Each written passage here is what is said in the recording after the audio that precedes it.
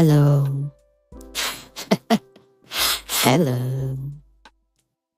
What's up? What is up? Who's here? Sunny Belhan, Kat, Joe. Are we ready? Are we ready to rumble? Okay, maybe. Wait, no. Press the wrong button.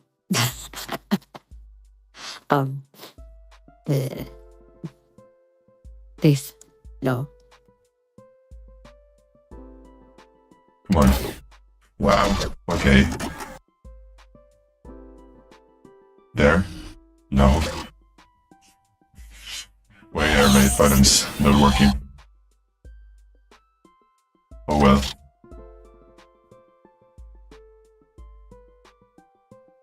So they have to listen manually. Only the power armor. There you fell out. I think Yes. Oh yeah. Here we go. Ready to explore Fallout.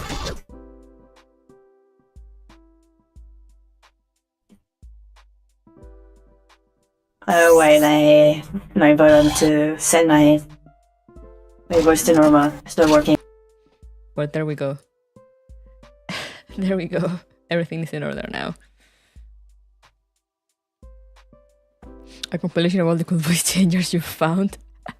No, it's just because I bought voice mod, so now I just kind of have them.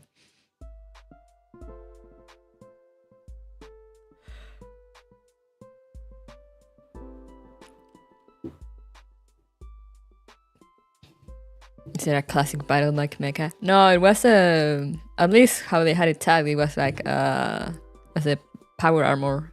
They went from Fallout. I think it's the one from Fallout. Yes, maybe, perhaps.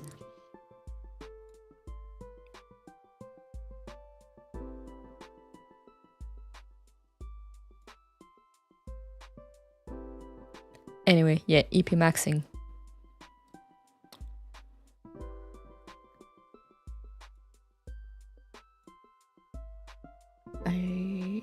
There we go. Reverse 1999. That is what we are reunited here today for. Is the same distortion as a Space Marine? I don't know. Why are you asking me? I have no idea.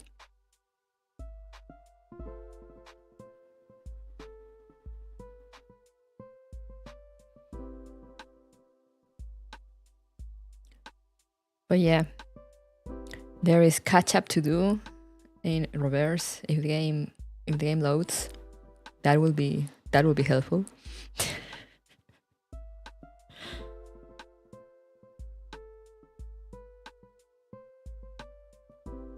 That will certainly be good. I will be a speed, yes. Again, if the game works.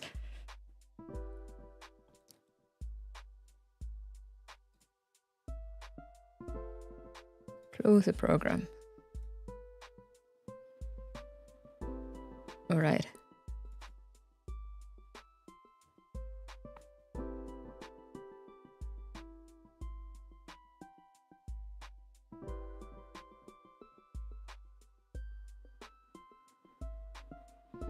Why is it just staying on the screen frozen?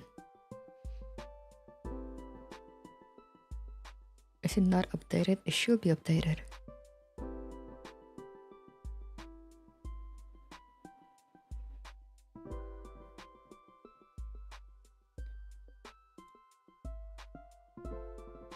What is going on?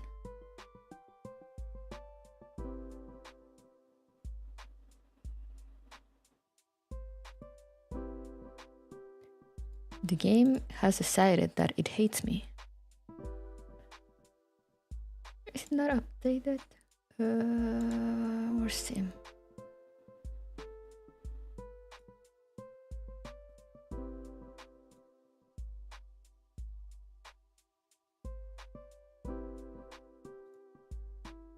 You know, it should be updated.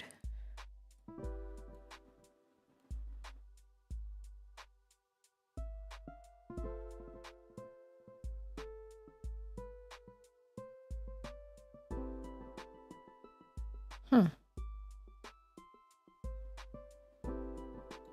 Strange.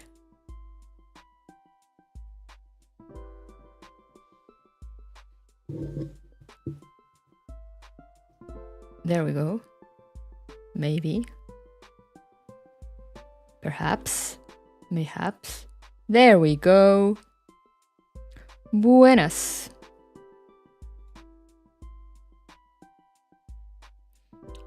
Okay, the game leaves. We are safe.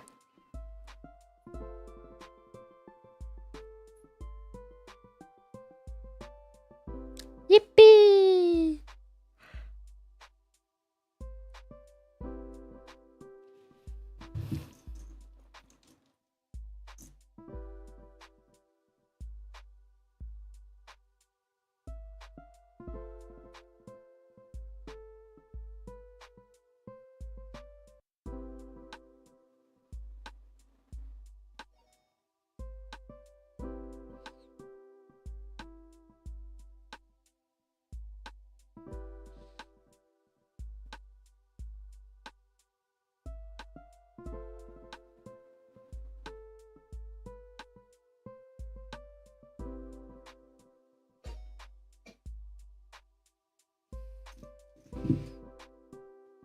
It's been a very long time since I lost on your channel. Yeah, I kind of disappeared for a month. Hablaba inglés. ¡Vamos! Felicidades. But I kind of disappeared for a month. I went on vacation. I just returned this week. So yeah, that's why I've been gone.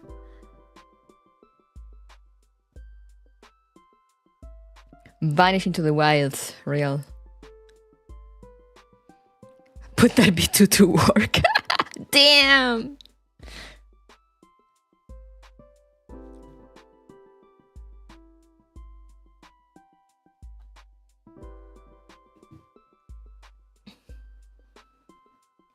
But yeah, we still have a lot of...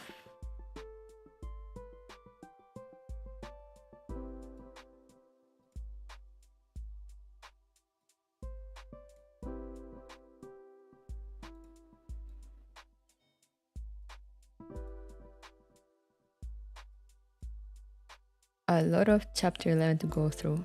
Actually, I don't know if a lot, but you know.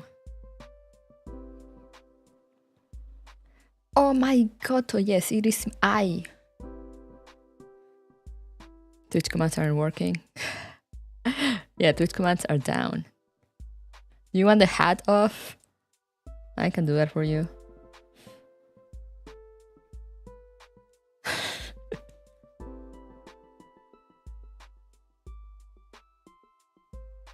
Here's the meat and potatoes of speaking and writing. I was gonna say, you say that and then make a typo.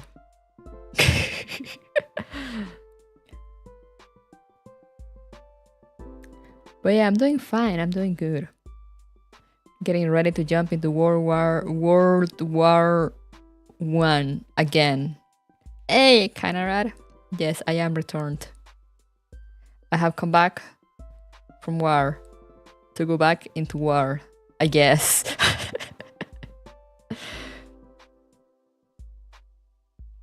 But yes, shall we? Shall we? Since I kind of want to speed, see if we can finish today. Here's a mask, you're gonna need it, true. So yeah, I don't think I have, let me just, where the fuck is the studio mode? There we go. Game capture. There we go. Now we're ready. Now we're ready. So let's go. No time to lose.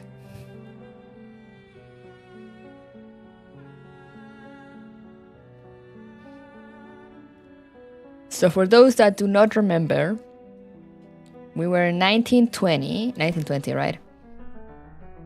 1920. Yet somehow World War I is still ongoing.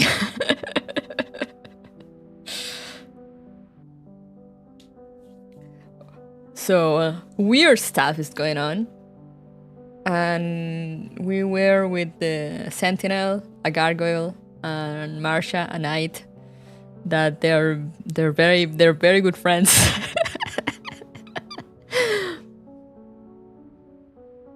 And also there's Karen dropping bars every time he speaks. Yeah, we're trying to find if there's Manu's involvement because everyone is like, why is the war still ongoing? It should have ended like 2 years ago. Only an extra 2 years. Well, what could go wrong exactly? Very good friends. Yes, they are very good friends.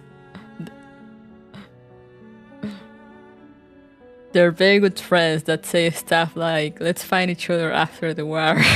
You know, like very good friends do.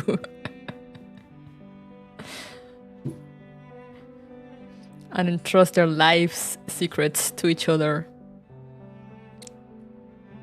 Casually. So yeah, shall we get on with it? I think we're here with Karen, maybe.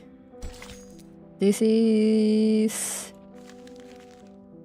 November 10. Standoff. Do you remember an ancient verse with whose meaning is lost to history? Oh yeah, and Karen also had his thing with his friend that's kind of possessed by death or something.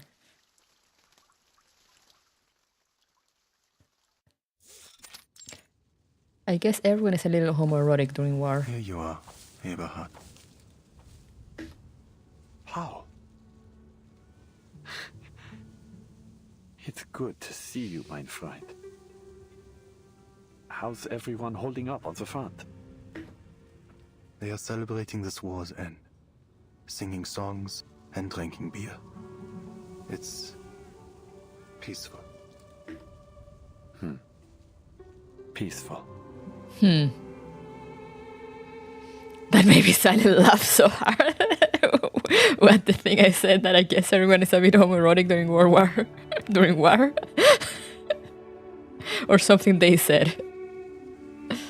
Yes? Good. Good to know I can still make you guys laugh. He repeats the words with satisfaction. Eberhard's spirit has changed significantly from the last time they met. It's unexpected that the Foundation would allow you to move so freely. No, my duty is done. I have no place in Montpellier. No place among suits and politics. He exhales, stretching in the crisp morning air. That red-haired official agreed to let me go for a walk every once in a while. He said, someone will keep an eye on you. Whatever. Oh yeah, I gifted some memberships on Tuesday, so probably that's how. Which reminds me I need to give them out after this story. It's getting cold. But I enjoy a crisp winter morning like this. It reminds me of our days as students. Remember? We had to get up before dawn. I was lazier than you. I wouldn't wake up until you rode your bicycle to my window and shouted my name. Okay. Just bro things. Then, the two of us would miss Latin class, just as Walter did. Yeah, I don't blame him. Latin class was hell. Imagine how you're Latin. Walter. He was a good lad. Paul removes a crumpled envelope from inside his jacket. This parcel is to be delivered to you. There's a letter within it from Herr Mühlenberger, addressed to those of us in Class 3. Herr Mühlenberger? I was planning to visit him during my home leave, but Well, you know what happened back home. But he doesn't have a clue about what happened out here. What use is this letter? You and I are the only two class members left since the fall of Montpellier. Damn, that's sad. All right. Let's hear it, Paul. Steadying his breath, Paul tears it open. He unfolds the letter. Meine lieben Schüler und ehrenwerte Soldaten. Der Krieg hat einen kritischen Punkt erreicht. Und als euer Lehrer ist es meine Pflicht, euren Mut zu stärken. Ich weiß, dass die Sicht auf den Krieg von der Front aus begrenzter sein könnte, als für uns im Vaterland. Lasst mich also klarstellen, der Sieg ist in unserer Reichweite. Obwohl das Leben an der Front hart ist, denkt daran, dies ist ein Opfer für eine größere Sache. Lasst daher euer Leiden süß sein. Let your suffering be sweet. Okay. They were ready to convert a generation into fertilizer. Wow! I mean, I guess you're not wrong.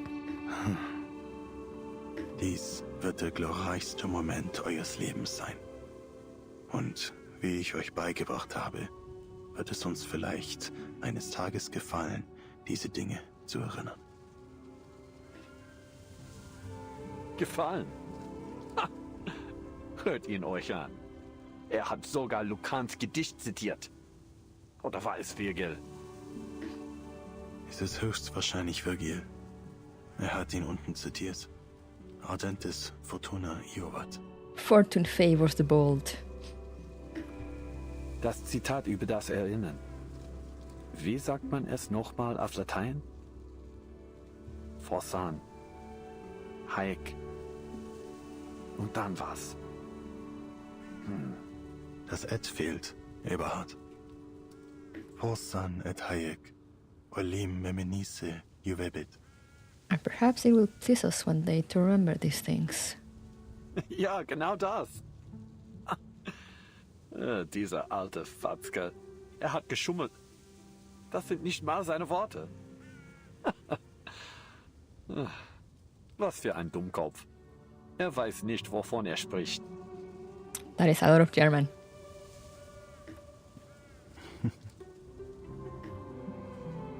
After a bitter laugh, both are silent for a moment. Paul, I'll never be pleased looking back on any of this. If I have children one day, how will I tell them about all this? I sent our fellow countrymen directly into the line of fire, a death trap, knowing full well that the enemy would retake the ground in mere hours. Young lives, lost one after another. And for what? Some senseless orders? I've heard enough. Put the letter away. Paul slowly folds up the letter.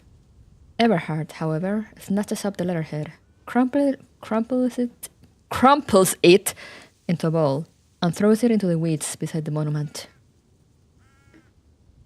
There is no more fighting, and for the first time in a long time, the day passes without the thunder of artillery.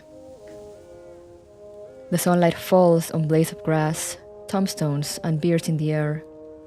Their songs finally can be heard once more. This feeling. I've never felt it before. It's as though, for this one moment, I can... No. I have already taken control of my future. See ya, Nameless. I'd forgotten how good it feels to be alive. For the first time in a very long while, my heart feels light, mein Freund. You feel a death flag? But why? What are you talking about? The choices I've made may be irreversible. But I've made up my mind. There is only one path for me now. He looks to the top of the hill and starts climbing.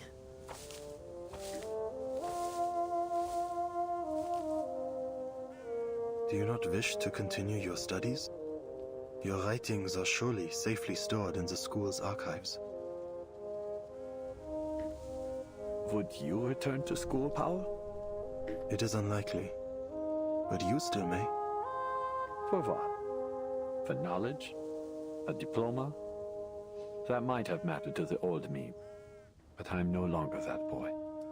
Eberhard, It's too late, my friend. Far too late. I need some time alone.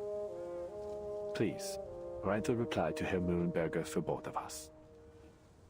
The weather is unseasonably mild, and Eberhard begins to climb the hill like a student on a field trip. The sunshine and brisk air make the world feel new. The war is over, Paul. The sky is so blue. just as it always was. Just as it always was. Well said. Farewell, my friend. He waves, turns, and walks away.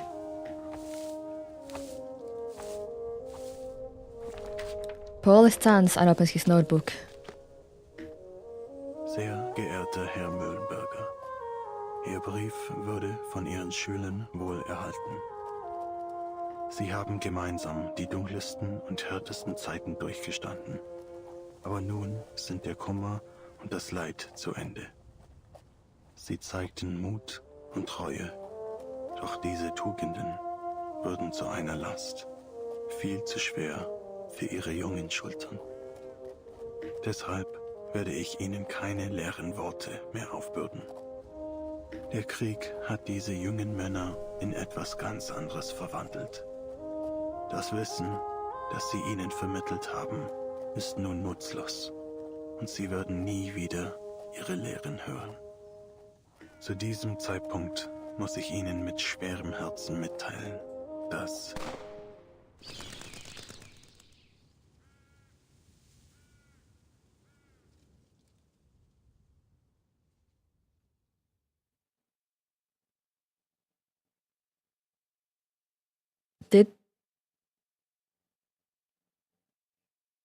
Did he? alle Ihre Schüler aus der Klasse 3 sind gefallen. All of your students from class 3 have fallen. Mit besten Grüßen, ein toter Mann. Oh,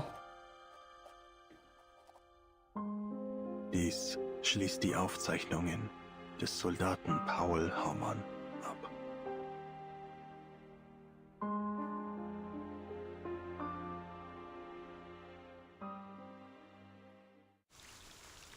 I was not expecting that.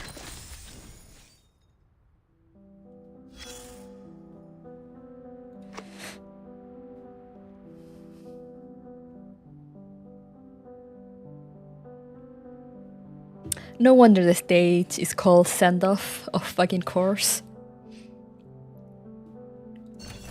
Lost to history. What once represented new beginnings now only heralds an end. Listen to the past. Class 3 students. I'm gonna butcher all these names. Fucking can't stop crying for a full 5 minutes after that note. Yeah, that was intense.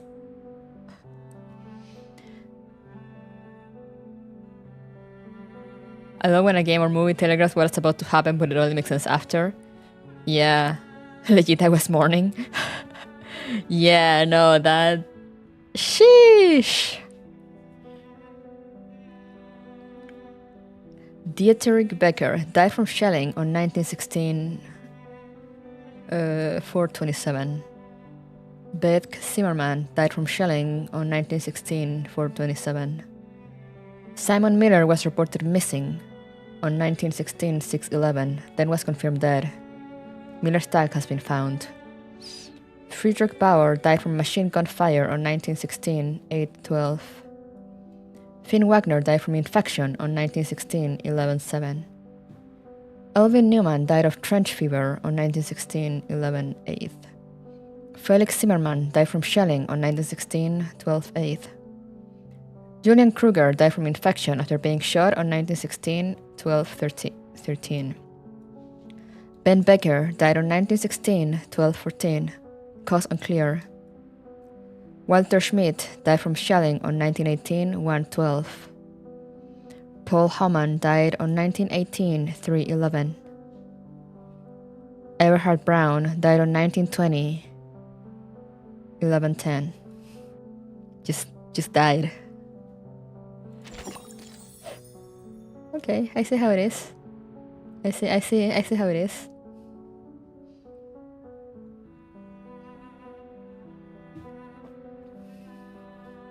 Now we're on the same day, but a few hours later, and we're back with Sentinel and Marcia. An unfulfilled prophecy. Even now, her tears remain.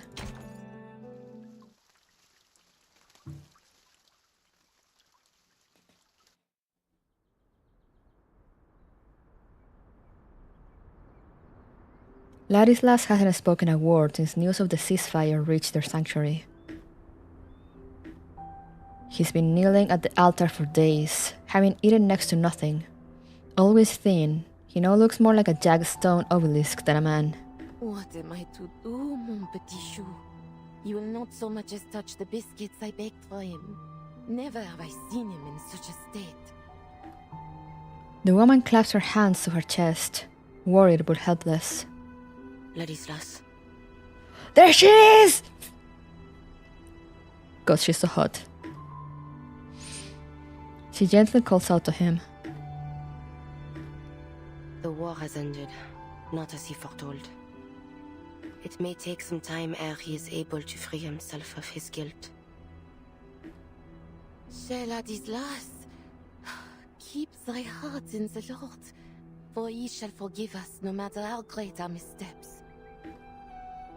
The good and pious woman stops herself from saying more. There's no line of reasoning sufficient to break him from his watch. Marie, I beg thee do something. One way or another, we all must return to Rouen in the coming days. She leaves without another word. Sentinel comes to Ladislas' side, but has no desire to interrupt his silent prayers. Her focus instead is on the statue of the crying girl.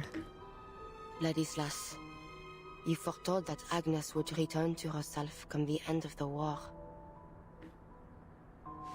She pulls out a handkerchief to softly clean the stone's unmoving face. Yet she remains unchanged. Is there truly no way to revive our dear friend? Our family? Hey, baguettes! Hello. Once again, she receives only a humbling, guilt-ridden silence. Marie? She turns to the voice, finding it belongs to the woman that has become a regular visitor to their sanctuary. As usual, she brought food. This time some salami and dried cheese. After handing off the supplies, Marcia marches straight toward her. What news from the front? Some troops have already withdrawn. The rest will follow suit once the armistice is officially signed.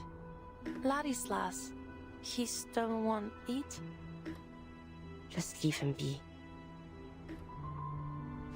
She doesn't let Marcia dwell on the matter, returning to her work dusting the statue. If you don't mind me asking, is this statue real? What do you mean? I'm not sure how to put this into words properly. It's just that I've never seen her move. Ah. Now your words are clear. She gathers her handkerchief and takes a deep breath, the cold, wet morning mist filling her lungs. This is Agnes, a distant cousin of mine. We share a great-grandmother. She places her hand on Agnes' stone knee.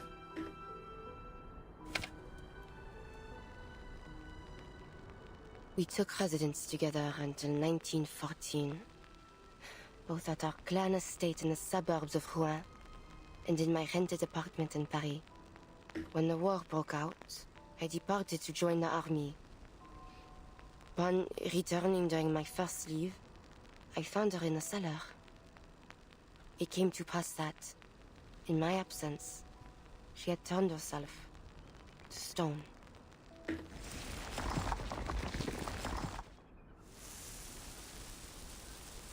She can stay in this form as she pleases? Only so long as her heart yet beats. Were she to turn to stone from within, she would be unable to restore her body to flesh. But Ladislas informed me of another possibility. He said Agnes's petrification was an extraordinary act of self-sacrifice, and that this sacrifice was also a prophecy. Gargoyles were not to coexist with this war. He said that a miracle would occur, that Agnes would be freed from her petrification. I thought it might have been true. She glances toward Ladislas, still kneeling. But I suppose it was not. Agnes has shown no signs of recovery. There must be another way. The gargoyle shakes her head, disheartened. If only there were. If only I knew of one. But there is very little I know of our bloodline. While the young of my kin generally receive a traditional education from within the clan. My grandmother supported my decision to attend a secular school in my youth. I resided in a small rented apartment in Paris for some time, hoping to enroll at Lonsad. That was until the war broke out. Sentinel forces herself to look into Marcia's eyes. This war, well, you have seen the face of it. It takes but one shot to end a life. And this war has hurt millions. Friends, family, loved ones. I have lost far too many. Marie. Forget it. Tell me, have you yet time today? What do you want to do? Take a stroll. I have spent far too much time in the monastery.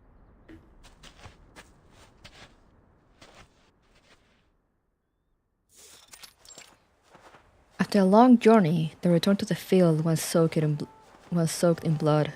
A pilot? Their earlier conversation still lingers. Yes, that's what I wanted to be.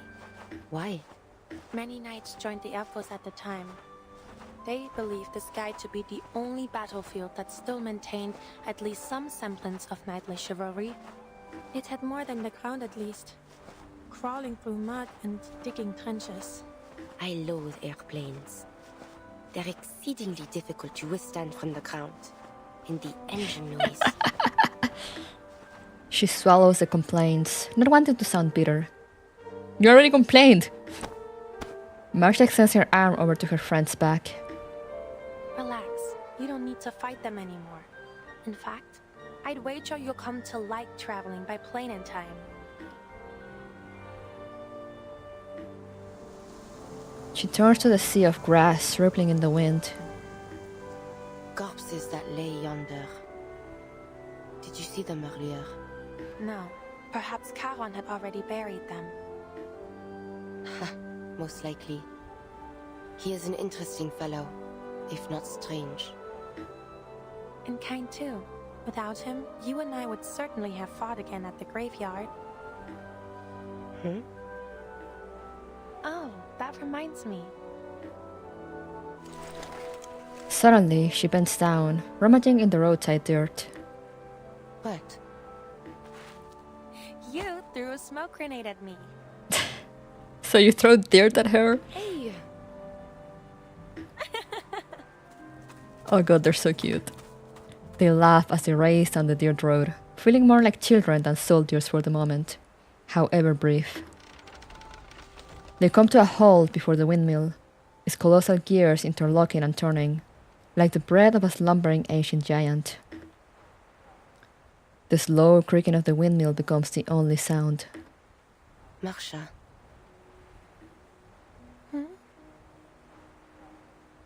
Are you leaving? No, I have plenty of free time today. Not now. After the armistice. I know well that the Foundation has tasked you with keeping a watchful eye on me. It's not exactly like that. All is well. You may stay. So long as you do not lie. I shall even aid you should you require it. But do not attempt to persuade me to join the Foundation. I cannot abandon my family. I know that. I'll be leaving after the armistice is officially signed. No, don't go. What was that sound? Horse. It comes from the windmill. Sounds like a horse to me. A horse. They cautiously approach the windmill's entrance. Sentinel moves ahead of Marcia, turning her body sideways, and hardens to stone to give away the push on the door.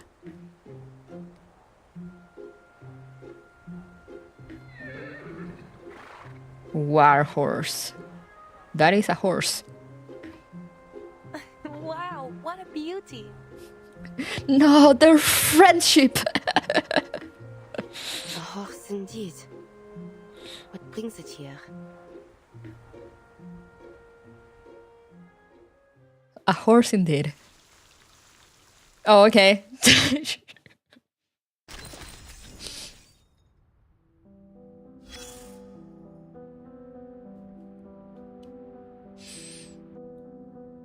They're the meme of awesome lesbian couple, evil intimidating horse. Entrusted visions. People, then as now, nurture dreams worth sharing. A letter from home.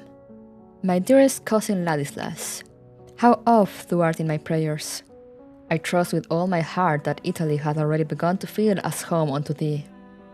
I am told the folk there are warm of spirit and generous of hand. I can well believe thou hast found many a kindly friend upon thy path. Marianne and I do prepare for a journey to Austria, and our hearts are full of longing.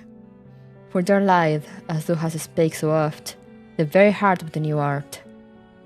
I yearn to lift mine eyes unto the golden tracery crowning the Secession building, whilst Marianne doth dream of wandering through the galleries and little shops of the Wiener Wurststadt.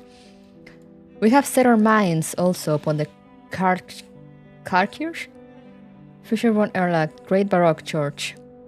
They say it's 19 stained glass windows. Shine as jewels, and its nave holdeth a majesty not soon forgotten. Should any sketches from our travels serve thy studies, it will delight me to send them forth. Or past words dwell yet within me. Marianne telleth me ever of the new age dawning, of electric light supplanting the gentle glow of candles, and of the darkness of our nights fading away. Yet, dear Ladislas, I still feel the nearness of the old ways. This age of machines had left many unsettled and without refuge. Soon they shall crave a quiet place wherein to kneel and seek God's comfort and counsel. Then do I call to mind thy words, and my heart is moved, that our prayers must rise above the clamor of industry. And so do I begin to dream, within my thoughts, of a church for this new century, yet still a haven for the soul. Though our cousin smiled at such fancies, her words have sown new imaginings in me, and I have begun to set them down in drawings. Perhaps to raise such a place will take 10, even 15 years. Yet it comforted me to picture thee by my side when the time cometh, helping to bring our vision to life. You are ever in my thoughts and ever in my prayers. With all my love, Agnes, April 2, 1914. So before she froze herself, she just turned herself into stone. I was gonna say stoned herself, but then I was like, hold up, that does not make sense. Anyway, just remembered. Yippee! There they go.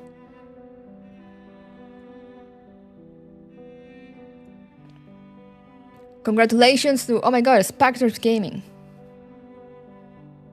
Congratulations to new members, yippee!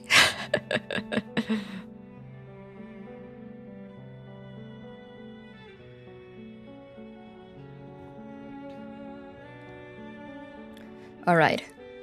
Same day, a few hours later. Serenity on the Wind.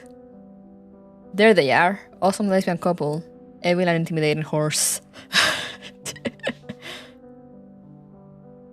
If only this war had never begun.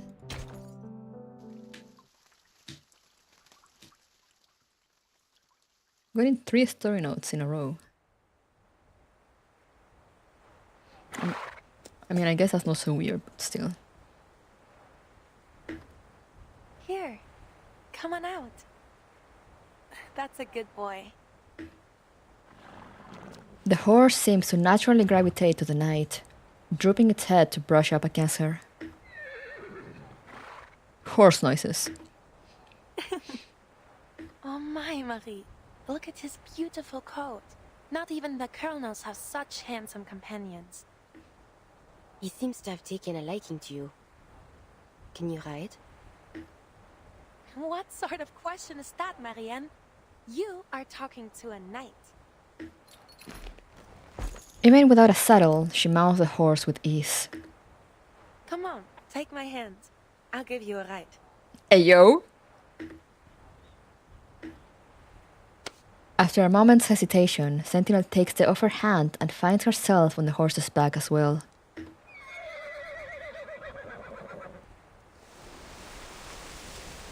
This feels perfect for a gallop, but I'm worried you might fall. Let me off then. Enjoy it yourself. What fun would that be? Come on, just hold on tight. Oh my god. Oh my god. Giddy up! Hey! I can't believe you don't know how to ride a horse, but I can teach you. Just think of them as oversized hunting dogs. Look at them! Look at them! This song is so good, I love it. I'll come find you after you move. How does that sound?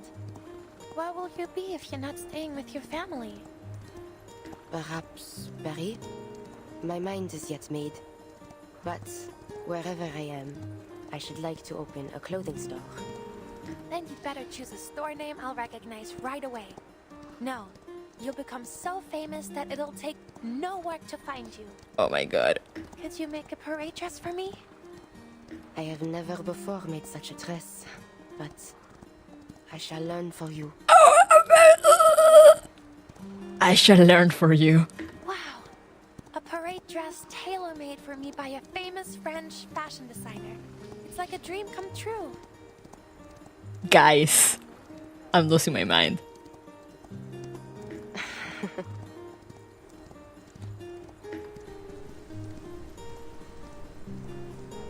This might be the first moment of true peace they felt since the war began. The horse grows tired. They dismount to let it roam and feed on the tall meadow grass. What of you? How may I come into your contact? The Lord only knows where the Foundation will send you once this is ended. You may be right. The fight against Manus Vindictae isn't over. But don't worry. I always find a way to get in touch with you. Okay. I do not wish to judge your decision, but do all you can to stay alive, Marsha. Do not make a martyr of yourself. How may I come into your what?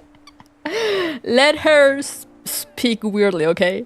How may I come into your contact?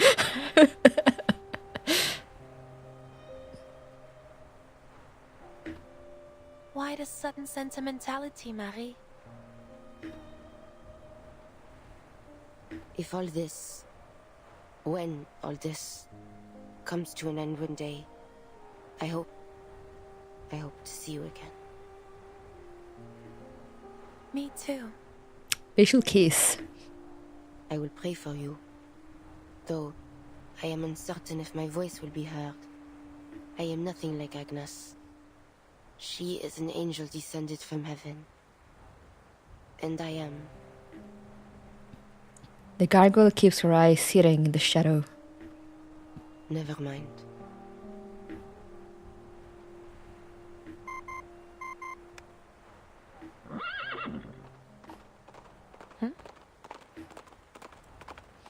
The communicator's noise startles the kneeling horse.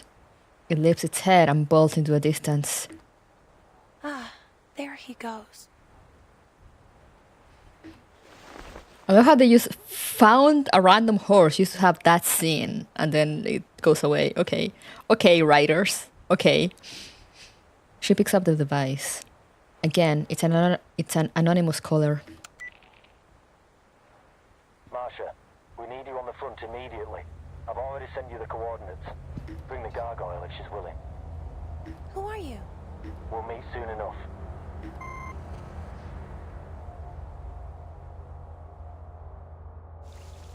What happened to peace?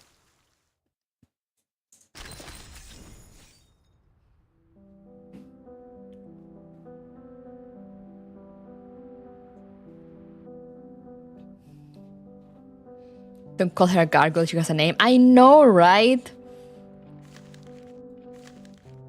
He's always like, oh, the gargoyle. Alright, let's see. The armistice.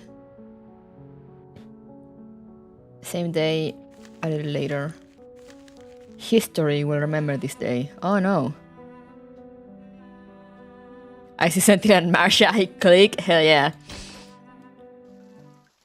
We just had the scene when they're like riding the horse and saying very, very normal friend things.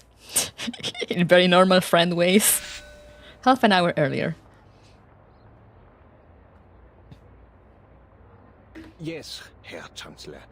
The delegations have arrived in Montpellier. The armistice will be signed before dinner time. Understood. We will be sure to serve a simple but delicious dinner. And of course, all journalists granted entry will be carefully selected. I love Sentinel, she's everything to me. She's so cool, she's so good. She's so pretty. She's everything. Mr. George hangs up the phone dryly and with full confidence before checking the ceasefire memorandum once again. Oh, no problems so far. He picks up a fountain pen and sketches out his signature over and over again. Each loop of the pen is taken with utmost seriousness, aware of the gravity it will soon hold. Another impatient ring, and the tip of his pen slips, leaving the letter O in a rather unsightly shape. But the call isn't on his phone. It's the one on his assistant's desk. Which, thankfully, means it isn't his concern. What are you waiting for, Friedrich? Pick up the phone already. The assistant, buried in paperwork, fails to react to the ring. Pick up the phone, you hear? Damn it! I still fail to understand why they would assign me a dev slot as an assistant. I'll have you fired the moment I set foot on the fatherland. Excuse me? George storms over to the assistant's desk to scold him. Building alert, the assistant grabs the receiver. That's more like it. To George's surprise, his assistant then immediately puts the receiver down. That was an awful racket, sir. How dare you? The man checks his watch, paying no mind to his superior. I have more pressing matters to attend to. Yes, it's about time. What? He stands up, picks up the receiver again, and hangs it up once more without a word. What? Explain yourselves this instant. Oh, I owe you no explanation, sir. Huh? Who could that be? Come in. You!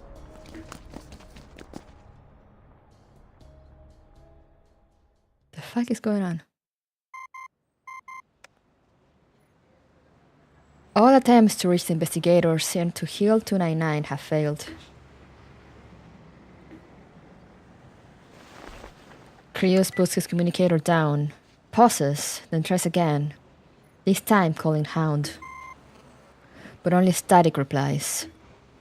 No response either. Cryos watches the passing politicians with growing unease. They don't flinch under Cryos' gaze. In fact, they don't seem to pay him any mind at all. Their limited time is devoted to the pressing matters of peace. Parabian exits a nearby building and makes his way to Cryos. Sir, a new batch of counter-arcanum devices has been deployed, as instructed. Good. Any contact from Meryl in the past 3 hours? No. She's probably still on the front. There's a lot of celebrating going on out there. Cryos tries to communicate her once more, this time calling a different squad member. Static. Something's not right. A shot rings out like a thunderbolt on a cloudless day.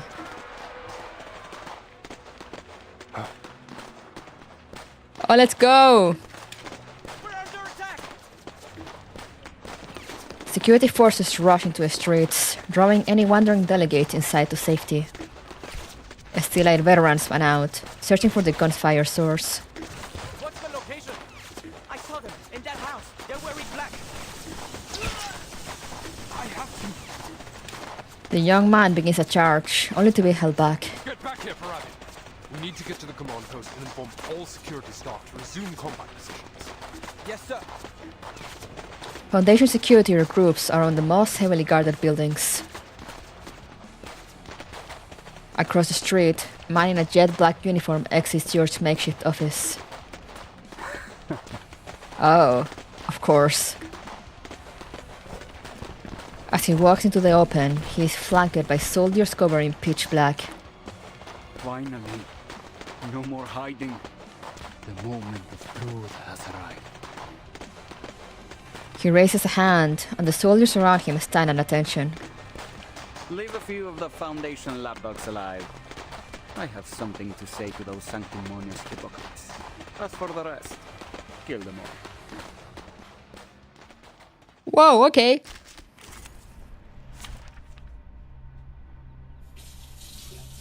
Foundation safe zone? I'm not so sure about that. We begin with white.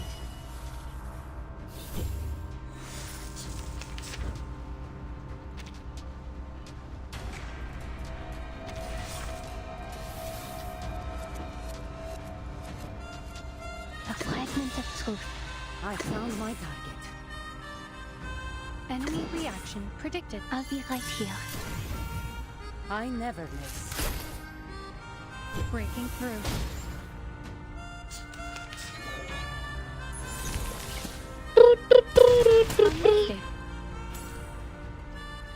Alright, alright, alright.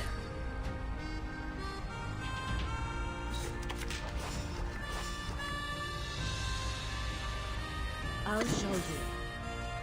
Target square confirmed. Yeah!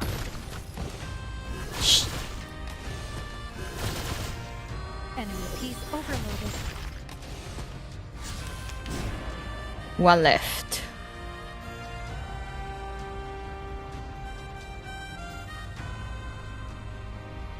Don't worry. I found my target. A fragment of truth. Don't be afraid. Icarus, eyes on the target. I will be watching you.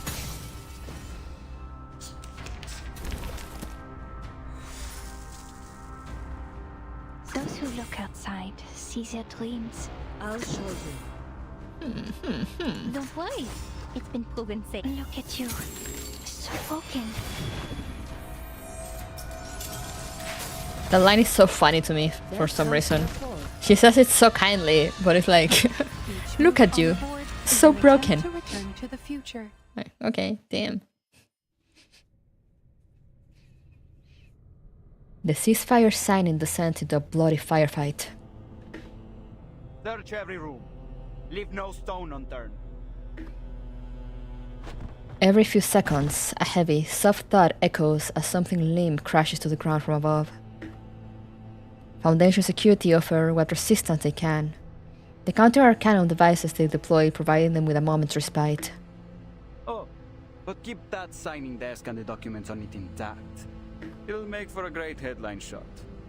Perfect for the front page of the papers. Now, bring her out. Bring who out? The soldiers of Manus Vindictae carry out their orders in wordless lockstep. Soon, bodies in white and black riddle the streets. Moments later, 2 soldiers march a hostage into the center of the empty street. Quiet. Once again, the assassin-turned-officer raises his hand and checks his watch. Better late than never. He strides forward as if he were participating in a triumphal parade, stopping only a few short paces from the Foundation command post, so near that he can hear the flag fluttering in the wind. All that endless searching, huh? Well, here we are. You finally caught us. He spreads his arm wide like a showman. You might ask, why must things end like this? Why must we kill one another? Do you want to know why? Because our pleas, our pain, our suffering were all ignored by you. Humans started this war, all these wars, and yet you hurled us, Arcanists, onto the front lines like cheap cannon fodder. You have created a world that despises us for our bloodlines and mocks us for our arcane skills. Yet you force us to use those very skills to fight the war machines you built. Damn. You humans have sown untold horrors in the name of conflicts created by your own hand. And still, you refuse us even a single scrap of bread in reward. These are the lessons history has taught us. A history of arcanist suffering that must end. He draws a pistol from his waist and toys with it. So when I heard that arcanists were uniting, marching under the banner of a formidable army, I caught a glimpse of hope.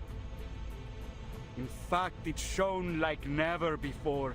Foundation lapdogs, human scum, mark my words. This war has only just begun.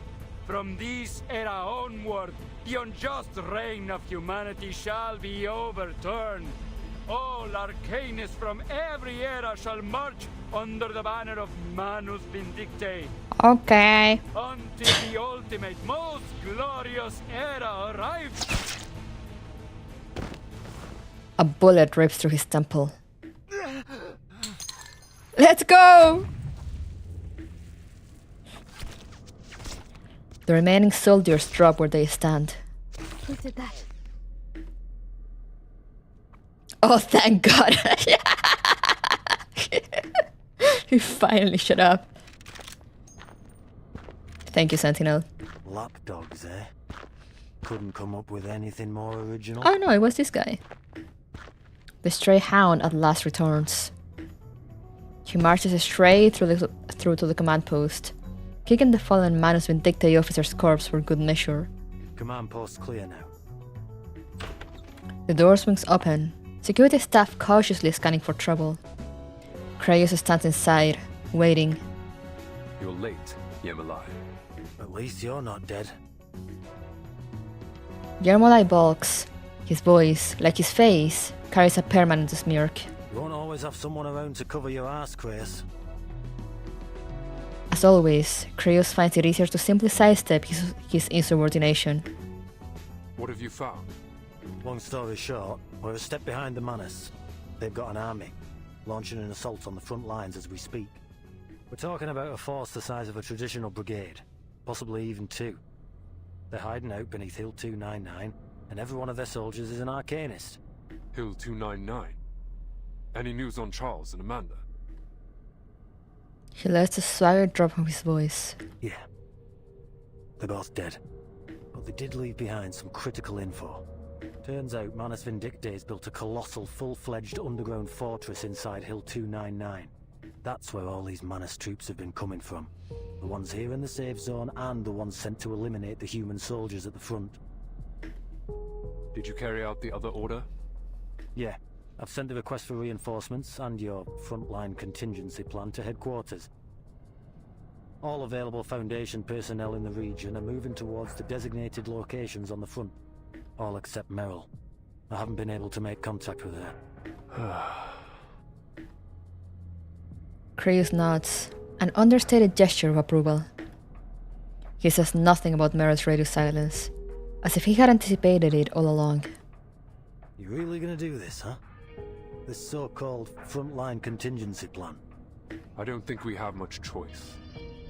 How are we gonna deal with Hill 299? It came out of nowhere. Every plan has its surprises. We'll deal with it. Follow me. We're going to the front lines. You can fill me in on the details on the way.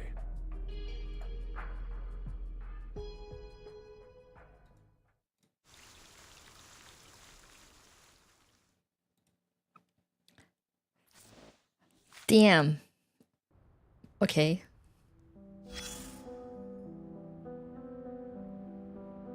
I am freezing. I'm gonna get some socks on. And also probably gonna go to the bathroom, so I'll be back in a few minutes, guys, so we can continue and hopefully finish. So BRB.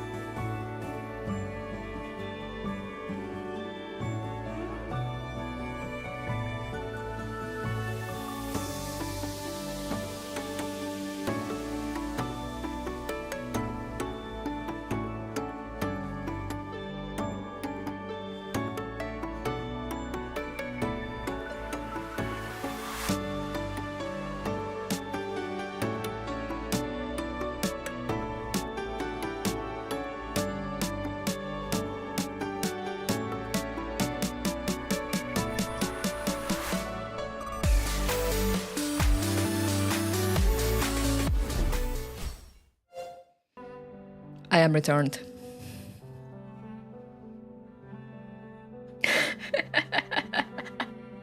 Leave my socks alone, but also my cat was on my bed, so you know.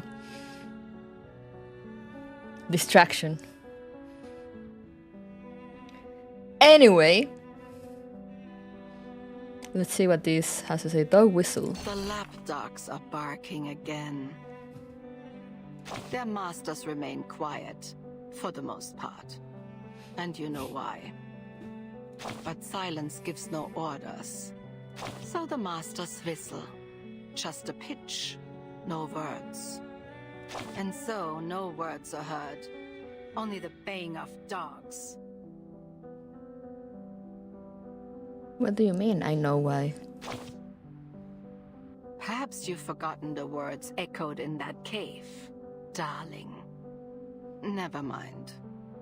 Forgetfulness can be a mercy, especially in this dog fight.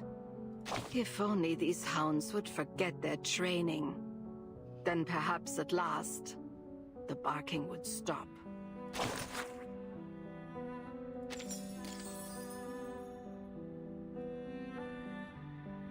Now, still same day at 3 p.m. Oh, wow, okay. A false dawn. Only the dead have seen the end of war.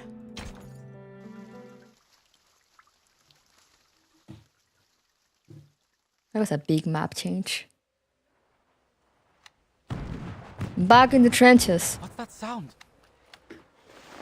Rudolph has said about packing his things. Like men in the trenches, he doesn't have much, but his greatest treasure is a pile of manuscripts and notes. He lifts his head. A pale look glints behind his glasses. What are you standing there for? They're firing again. So? Surely you're used to it by now. The rumble of artillery had become so familiar to them that its return is barely noticed. But isn't there supposed to be a ceasefire? I know it isn't official yet, but there's no point in firing now, is there? Eric draws in a sharp breath. A low, ominous whistle follows. Geister! In Deckung! All at once, the quiet of the front erupts into fire and fury. The impact of the explosions shakes the trench. The impact of the explosions shakes the trench lines in unyielding waves. The blast is spraying mud and earth in every direction. Damn! Has everyone gone mad? These are out in seconds. I thought they were supposed to be negotiating peace. Why? Why are we fighting again? Rudolph sprawls out on the ground, trying to find his baggage, which has been scattered in the blast. Clothes, notes, and cans are buried in loose dirt or carried off in the air. No! Forget that rubbish! Get inside! Eric forces the best spectacled soldier into a dugout, then forces himself up to the parapet, peering over with his periscope. Scheiße! Scheiße! Who in the hell is attacking us? Oh, it's them. I don't know. They're not even wearing blue. They're in all black. You're right. Are they wearing masks? Can they even see through them? The flank! Scouts and messengers dash in every direction, alerting everyone they can reach of the attack. I don't know who or what they are, but they're coming from our flank!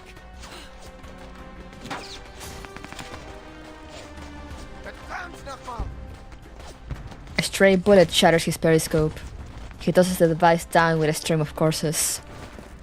He grabs a messenger by the collar. All men from the second company, assemble! Focus fire on enemies in black uniforms. Damn, more war.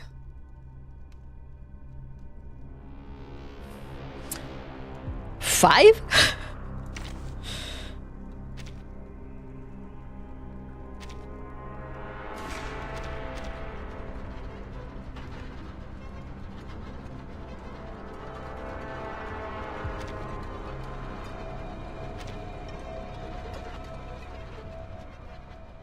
I should probably bring the other.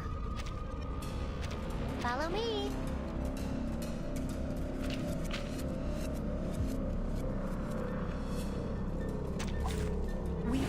bit white.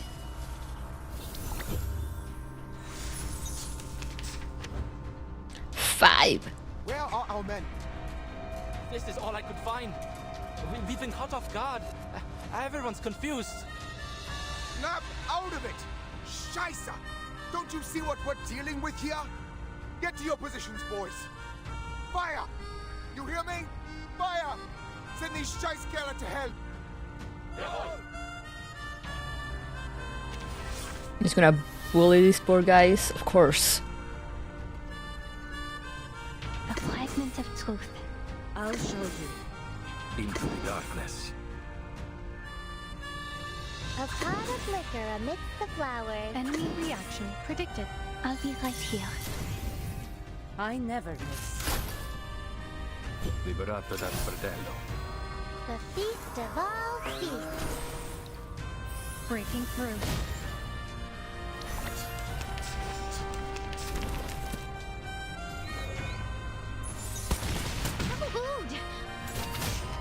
Dead. Dead.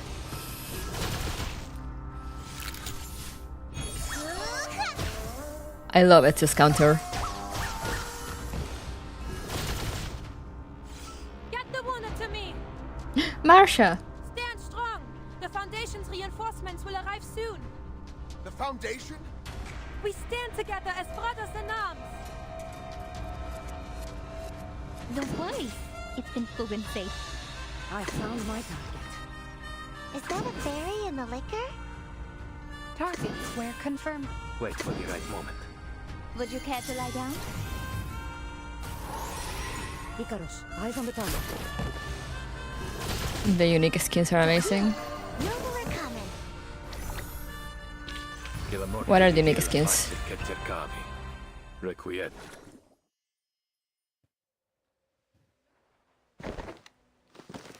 Their fierce assault breaks against their renewed defenses.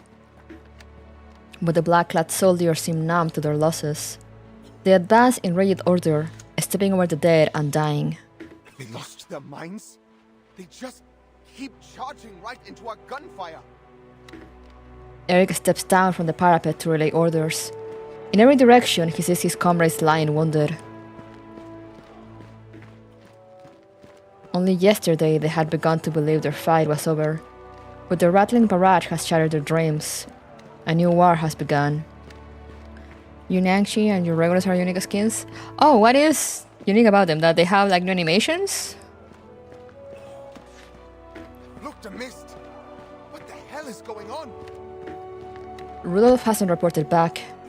Concerned, Eric begins to search the dim trenches for his friend, only to bump into a striking figure in a white uniform. Are you the captain of the second company? The man speaks with a gravity of command that Eric still has yet to find. I am. You're with the Foundation? Chris nods, articulating the battle at hand in an organized manner. I am Krace, the commander of the Foundation personnel stationed in Montpellier. This is an emergency situation. Manus Vindicte invaded the safe zone. We neutralized the threat there, but now they're on a mission to kill every human soldier on the front lines. Every human soldier? You mean including those on the other side? He struggles to find sense in the words. Chris pats the soldier turned captain with a firm and steady grip. If you're willing to give up this position, follow me. I couldn't give less of a damn about positions, but where are we going? In a nearby section of trench. Anyone still standing? Help me clear this bunker. The field medic arrives in sync with the rest of the Foundation's team. Doktor, mein Bruder! Ist verwundet! Bitte! Bring ihn zu mir. The soldier hauls his wounded comrade to the makeshift aid station. The man's leg hangs limp, soaked in dark red blood. Oh no, it's Rudolph! Easy. Put him down here. I'll patch him up. Have you seen any other Foundation personnel? I think I saw one. A redhead. Good. Go tell him we need medical supplies. They should have brought plenty from Monpei. Right away! Next to them, another soldier clutches his tie, gasping for breath. Only a moment passes before yet another man is carried in. Marcia makes a brief inspection and returns to the soldier with the injured tie. I'll stop the bleeding first. What about him? He's dead.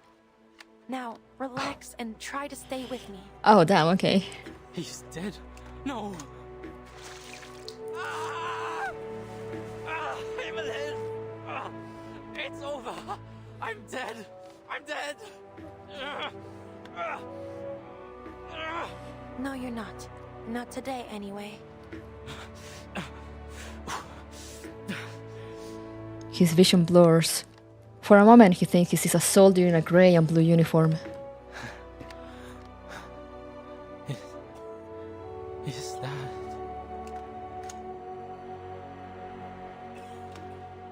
Then he blacks out. Update? Have you located Kreas? He's somewhere in the trench. A soldier spotted him. The man soon appears before them. With solemn deference, he nods to the sniper he once pursued. I didn't expect to run into... Save the pleasantries. The response is blunt. Marcia made known to me the situation. The Foundation ought to have a sharp plan, having requested me to join her. Speak then. What would you have me do? Krios adjusts his tone to match. The frontline soldiers have little experience fighting enemies with arcane skills. If they stay here, it's only a matter of time until they fall to the Manus. I'm going to move them to a safer strategic position. However, enemy forces on Hill 299 have us pinned down in the trenches. Manus Vindicte has turned it into an underground fortress, housing an estimated 10,000 troops. They've even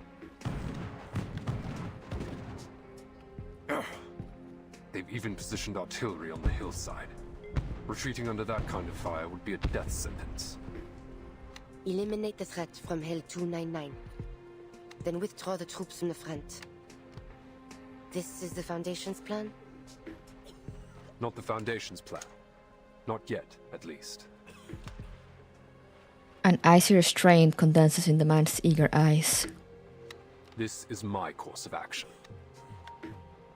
How do you intend to do this? Even with an army of 100,000 at your command, to take a fortified high ground under artillery fire is no surety. I know. That's why I need your help. Krios stands solemn and sure, though he knows how absurd his request sounds.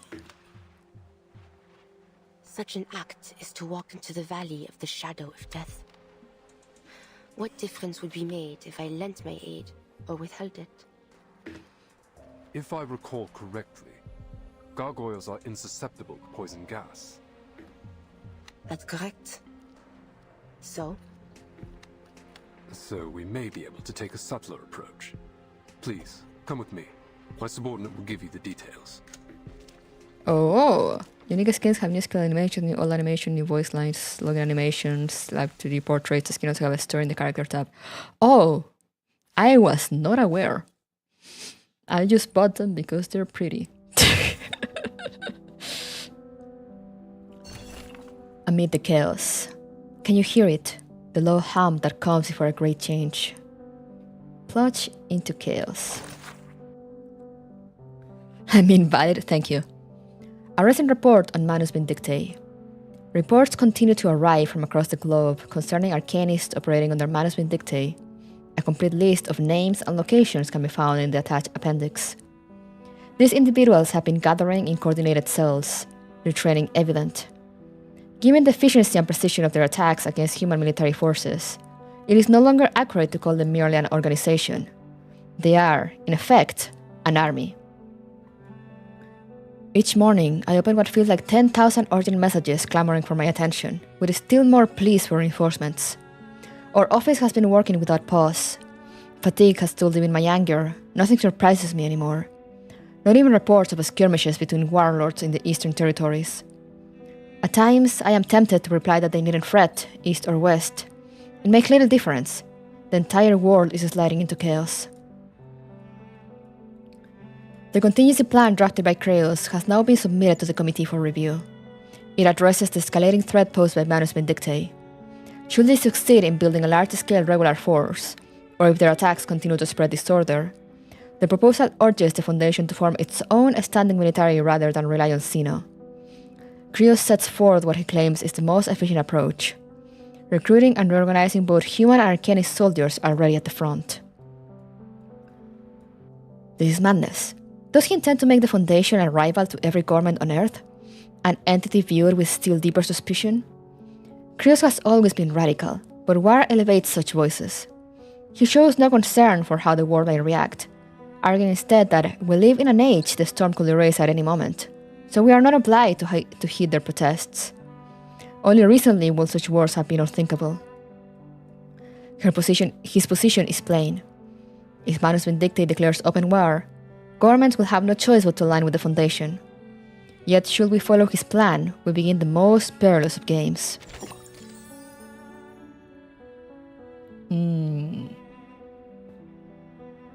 Interesting. Gates of Hell. This marks the beginning of another tragedy. I'm like, convenient that it happened. They race through the mud and debris. How much longer? About 10 more minutes at this pace. Maybe less if there's no interruptions. What an optimist. There isn't anything more to say. They just keep moving. Until they leave the trench behind. Take cover. They dive into a shell crater. A bullet escapes off the lip of earth in front of them, kicking up wet clods of dirt. Pin them down. Oh, okay. Straight to the point. Do you feel ready to discuss it?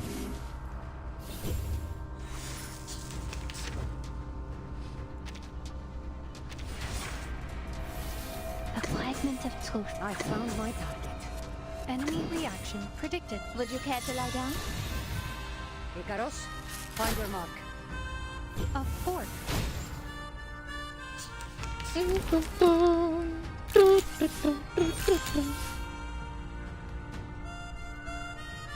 I'll show you. Targets were confirmed. Don't worry. It's been proven safe. Enemy piece overloaded. I will be watching you.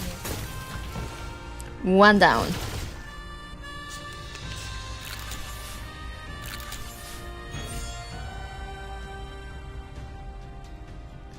A fragment of truth. Don't worry. I found my target. I'll be right here. All in moderation. Oh, okay. Get wrecked. Move on the board is an attempt to return to the future.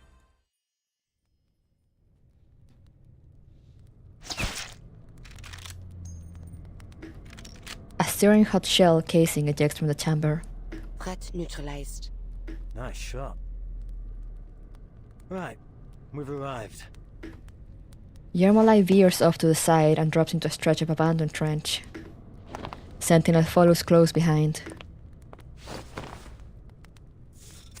They stand before a sealed underground bunker. Yermolai stops a short distance from the entrance, pulling from his coat a bundle of explosives and a hastily drawn map. Take these. Without a word, she takes the key items for this suicide mission. I'm surprised you agreed to this. I have my reasons. Sure. Let's go over the plan one more time.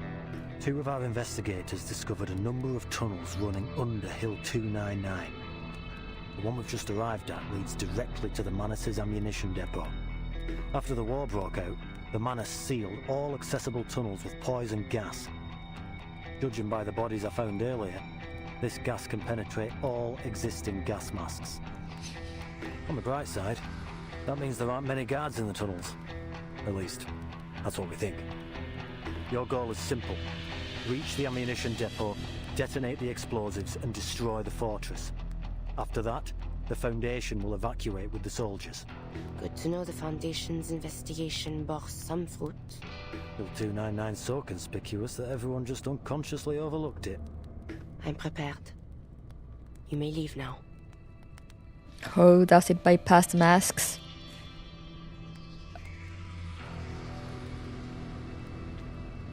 Yes, magic. Alright. Good luck. The man offers a wave. Only once Yarmolai's footsteps have faded into the distance. Only once Yarmolai's footsteps have faded into the distance does Sentinel open the bunker door. Violet red mist billows out. She furrows her brow and takes a cautious sniff. Thankfully, as before, it has no effect on her. Yet from within, she can hear something dragging. Sentinel holds position at the door, waiting as a shadow shuffles into view. What? A green figure emerges from the toxic mist. What are you doing here? Karen drags a corpse out of the shelter and halts outside. One war ends, and another begins. More lives will be claimed by their own kind. I am simply doing what I always do. You knew of this tunnel. Tunnel? I know nothing of it. The cloud of death hanging above this place. That is what led me here. She knows better than to suspect him. Cloud of death. An ambiguous omen. An omen? Tell me then, who will this cloud of death fall upon? Death is impartial. It doesn't decide who will live and who will die. But I can. Damn, okay, but I can. She breathes in the toxic air without concern. I suggest you leave. Should this cloud not fall upon me, an explosion will soon obliterate Hill 299. Do you intend to claim the lives of all the Manus Vindictae troops here? Do you intend to stop me? Damn, okay. He broods for a moment, as a silent war is waged behind his mask. I should leave. Time is pressing. But as she turns, Karen's voice breaks through with sudden clarity. I do not wish for such carnage to occur. Yet I am powerless to prevent it. God, she has so much aura, look at her. But before you go, a word of warning. The war you've been fighting is, in fact, over. What lies before you is a conflict all its own. A much harsher path. You still have a chance to turn away from this and relieve yourself of the burdens placed upon you.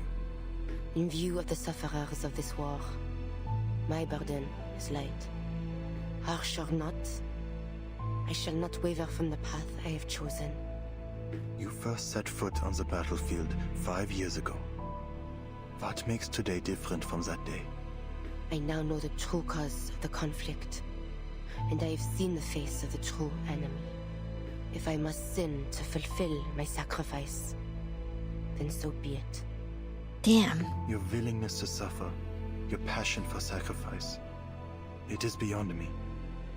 Perhaps you possess a wisdom beyond my comprehension. Yet, still, I feel a deep sadness for you. I am in no position to stop you from walking through the gates of hell.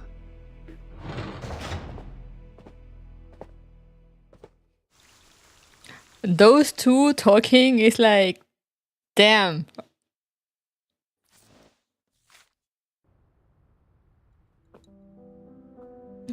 It's just like writing fire gif back and forth.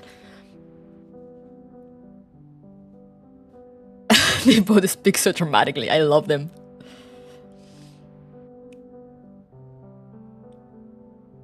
"1 hour politics. Practical results often hold more weight than following orders."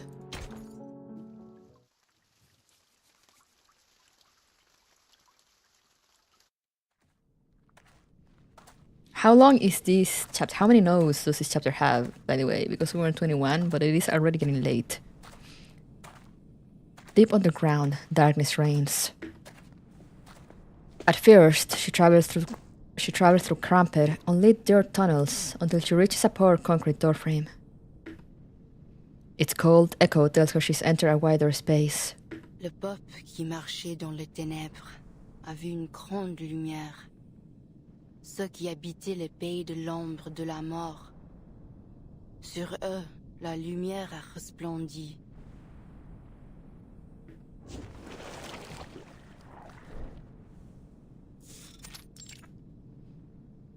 She taps into the power of her ancient bloodline, her eyes adjusting rapidly to the pitch black. Yet she finds no comfort in seeing what surrounds her. Dark and viscous substances flow through the walls of the tunnel, like an endless mass of writhing insects. In their trance, they form some kind of unrecognizable symbols, shifting back and forth into chaotic shapes. Blasphemy. But she has seen far more sinister abysses in her time. The fortress's center ought to be closer to the peak. But this path appears to be extending downward. She unrolls a map and reads the included intel. The Foundation's map says this is the route. Plumes of gas tumble with the intruder's movements, stinging her nostrils. Not the stench of rotting hay. Not garlic or onion either. This is a new kind of poison gas. Still, it has no effect on me. Where art thou? An ethereal voice drifts down. Agnes. Dost thou hear me, Marie? I heareth not from thee. You hear me not? She looks up, saying nothing but the vaulted ceiling. Agnes' voice is like a biting acid in her ears. Where hast thou gone, Marie? I sense thou art somewhere deep below the earth, surrounded by that which I cannot clearly see. Bodies lay scattered around me, Agnes. Many of them. They're Manus soldiers. It appears they attempted to flee through this tunnel but an hour ago. She steps over debris. Their superior blocked their way and loosed upon them this poison gas, killing his own men. Damn! Bodies stare up at her from unblinking eyes. What kind of enemy am I soon to face, Agnes? Art thou afraid? Thou must have spoken much, Marie. I shall not leave thee. I am listening. Only I yet hear not thy voice. Dost thou recall the day we hid together in the catacombs of the manor? Thou said unto me, thou feared not the ghostly tales thy grandmother once spake. Thou saidst thou were a devil more terrifying than any tale. But on that night thy breath did tremble. Thou wert afraid. She halts at the descending stairway. That was not the thing of which I was afraid, Agnes. Once again, she realizes her words cannot reach beyond the heavy rock above. From the depths of that pitch-black void, something waits, stretching out sharp, black claws. I worry for thee, Marie. The path that thou dost walk holdeth no light. I can feel thee growing ever more distant from me. Whatsoever it is, whatever thou dost wish to do, I know thou art determined to see it to its end.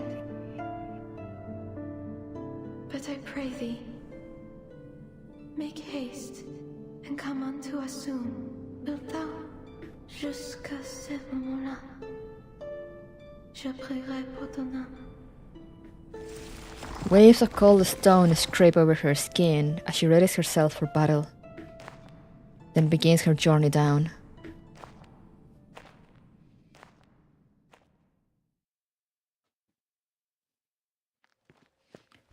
In a brief lull between volleys, Jarmalay returns to the trenches. It's little trouble to find his commander in the sea of grey uniforms. To summarize, your troops must stay in place for the time being. We've made contact with the other side. They'll cooperate with you to create a fire network against the enemy. Let's hope they do cooperate. Manus Vindicte has waged war against all humankind. We must work together if we're to get through this. Eric knocks his helmet with frustration as he leaves, chafing against his orders, burdened by the lies placed in his care, wishing now, more than ever, that he was just a soldier again. Jarmalay steps forward. So, you're the commander too now, huh? All I did was convince them to work with the Foundation. But you don't represent the Foundation. Not without proper authorization for your plan. The soldiers are desperate. I won't hesitate to do what I must to restore their hope.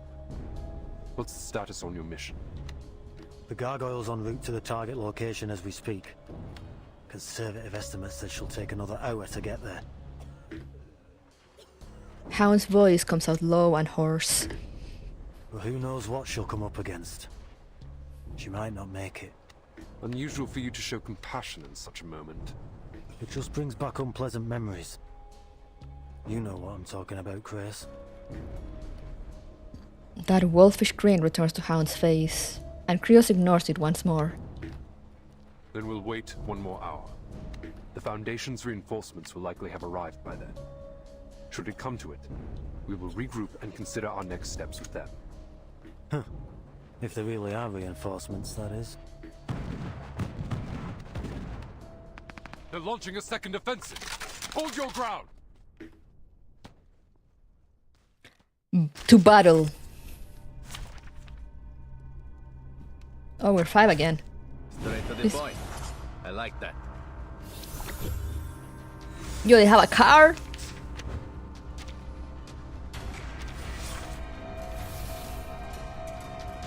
Alright. Don't worry, it's been proven safe. Is that a fairy in the liquor? Into the darkness. I'll show you. Target square confirmed. Would you care to lie down? The feast Go of all kill. feasts. Liberato dal fratello. I never miss. Breaking through. Battlefield 1 Reverse 1999 collab when? This is it. This is a collab.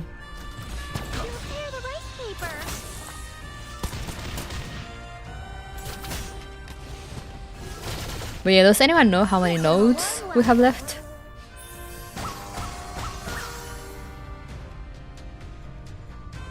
Because I should go asleep. I should be responsible. A pot of liquor amidst the flowers. I found my target. Enemy reaction predicted. A fragment of truth. Wait for the right moment.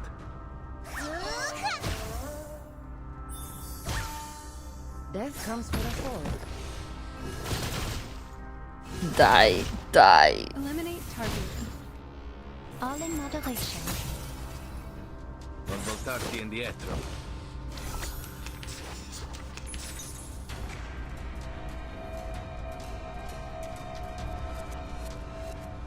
Don't worry, it's been proven safe. I'll show you. Target square confirmed. I found my target. Into the darkness. 24 nodes. Alright, thank you.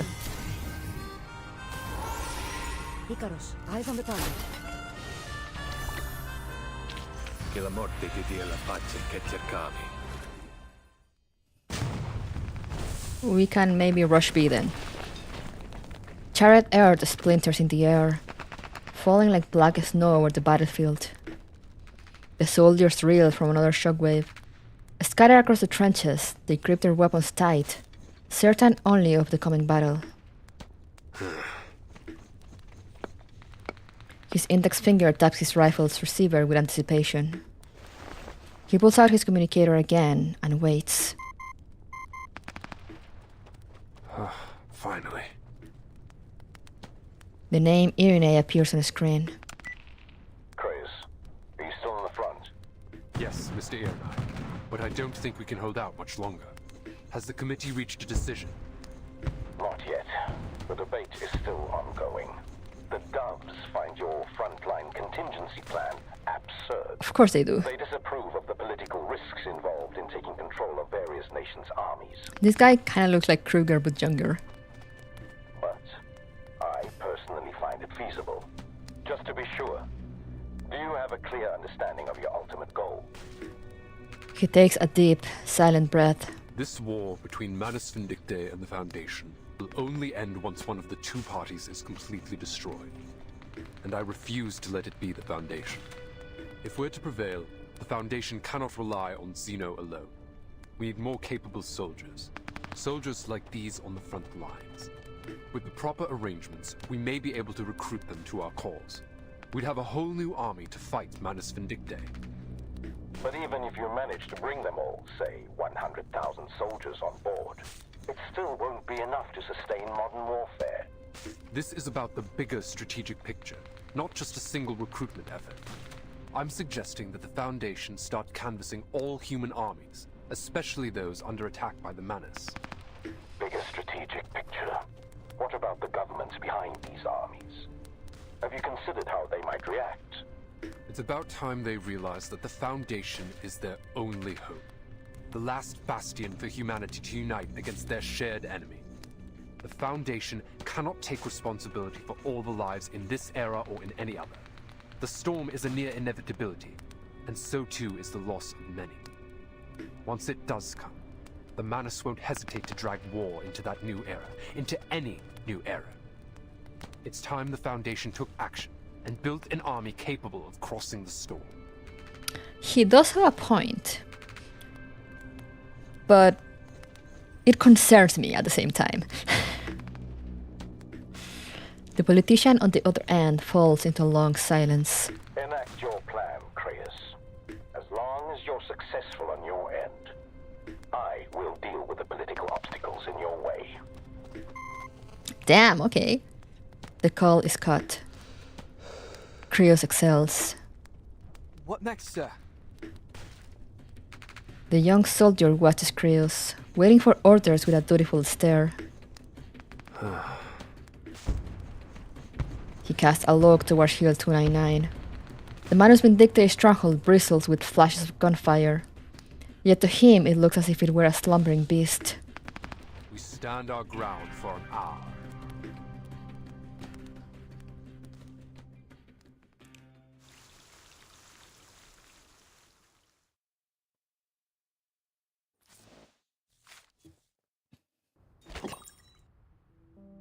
I am on 22. Okay, all right, we can do this. We rush B. 22. Brimstone and fire. Past the borders of bloodshed, boundaries, and concept of purity and corruption. We believe we can do it.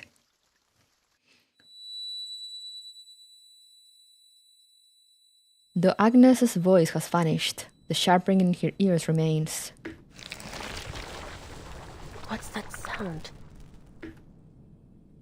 She casts more attention in the direction of the source of the sound, and the darkness is sliced like a curtain. A shadow that shouldn't be there is lurking behind a piece of wreckage.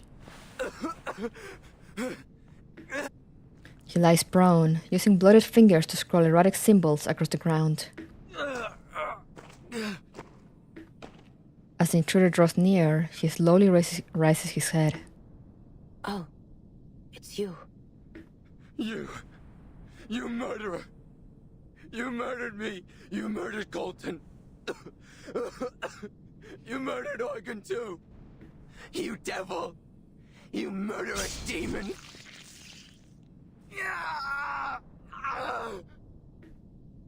I have no qualms in doing so again. Damn! She's so badass. Thick, congealed black blood spreads across the ground. Pathetic illusions. Incoming attack. From behind. From the right. From below. Right before me. Her eyes were red. She's full of one-liners for real. Petrified claws clamped down on his soft neck with precision, pulling him up into midair, his hands clawing against the chokehold. Let me go, please. She eases her grip, if only for the length of a breath, yet the soldier seizes the moment for all his worth, drawing a blade from his belt.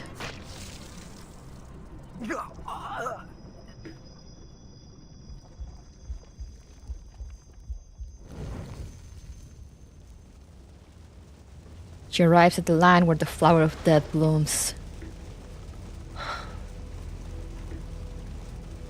Corpses are strewn across the ground. A figure waits at the far end. How many have you killed? Do you even keep count? Remember, they were all arcanists, like you. Races of no matter. So the killer does the killing, and the dead have no say at all. I like it. A bullet rips through the officer's heart. A simple, blunt retort. She steps forward, only to find the figure standing before her once again. Haven't had enough? Be gone. One day I shall personally deliver you to the fires of hell where you belong. Oh, it sounds like you know who I am. Do not think me deceived by your disguise. I am well aware that your taint has long been tangled in the blood of my family. Demon. Ladislas. Her devout cousin appears in the midst of this strange hell. Dear cousin, I bring thee a final warning. Thou art but a step away from utter corruption. Thou hast killed many in the years past, and now thou dost stand at the edge of the abyss. Hast thou not understood the suffering endured by our fallen ancestors? Their conscience crumbled, their faith shattered, leaving naught but an insatiable thirst for blood. It paineth me to see thee walk that same wretched path. The demon stands to the side with unhinged politesse, waiting until Ladislas has finished speaking before speaking again. Don't blame me. I did nothing to entice her. He activated the the voice changer. His voice no longer seems to come from the body before her, but from some faraway place in the darkened sky. Maya made this choice herself. Her hands have long been soaked in blood. And yet, she has never been troubled by that so-called guilt of yours. I've come to adore her for that. Perhaps it is true that this path of carnage shall save many lives, but why? I pray must it be thee who walkest it? Our blood beareth an impurity like no other. To kill so many is to will thyself to the bottom of the abyss, never to return. The 10,000 thou art soon to kill. Consider, I pray, how many among them are innocent victims of deception and coercion. The weight of so many lives shall weigh upon thee in far greater measure than any sin thou hast yet borne. What good shall it profit thee to gain the whole world, yet forfeit thy soul? That's a good line too. Did I hear that right? Are you also calculating lives, Ladislas? Speak no more of thy filthy words.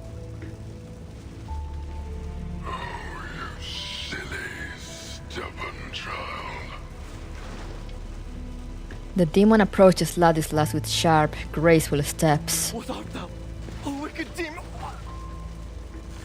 His throat is seized in both hands.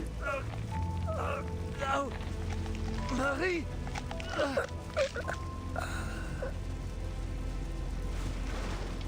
I might have a similar voice to that, yeah. No correlation whatsoever. I promise. The demon releases its grip. Laisla's body collapses among the other corpses. Sentinel watches the scene with a probing gaze.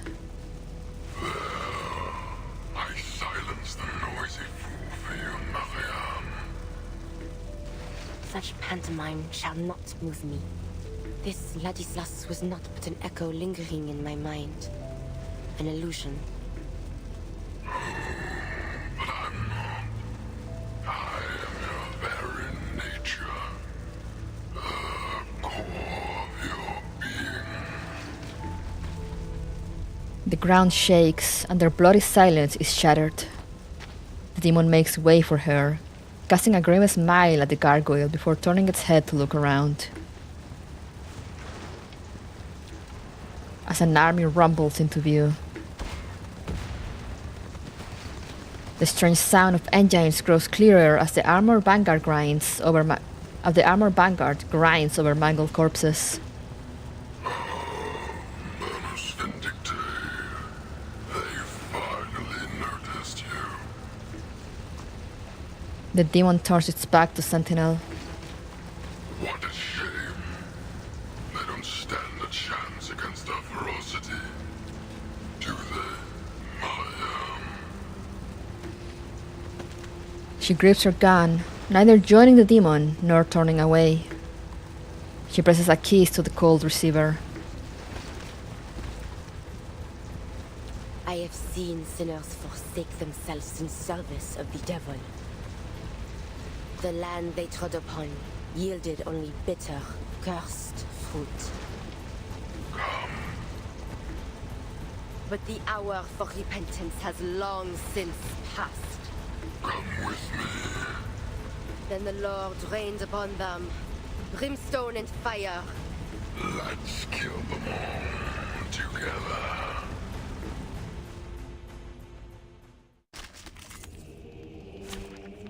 Damn, okay.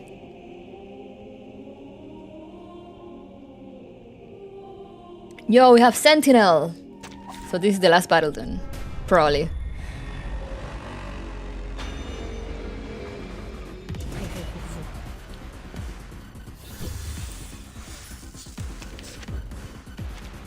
These things are pathetic. I could almost laugh. Yo, banger! You'll rip their throats out, won't you, Mariam? Every last one of them. Shut your mouth. A tank. Here. Look at you, Mariam. So tiny and pitiful on the face of that monster. Will you make it out this time? Or will you crumble? It's like a meta Slack boss. Oh, you're right. Cease your endless words. Cease your endless words. Damn, she's so cool. I said you unveil the hidden. I'll show you. Don't worry. It's been proven safe. Enemy reaction. Why is she so cool, guys? Icaros, find your mark. I'll be right here. Of course.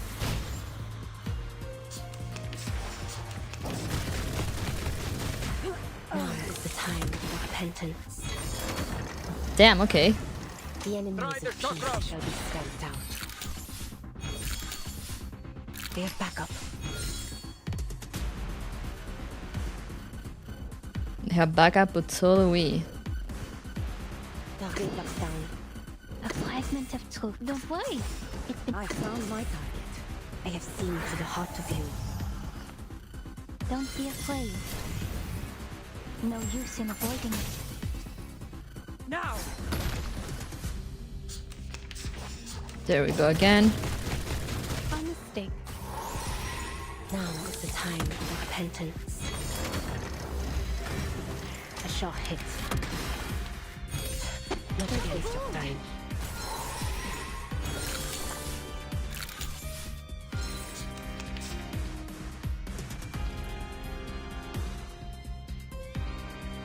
Those who look outside see their dreams.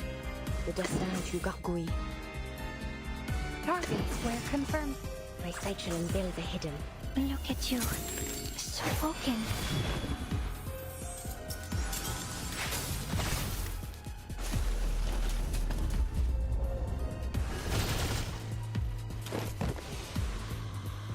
Oh, it's over. I bring you victory, as promised. It's over.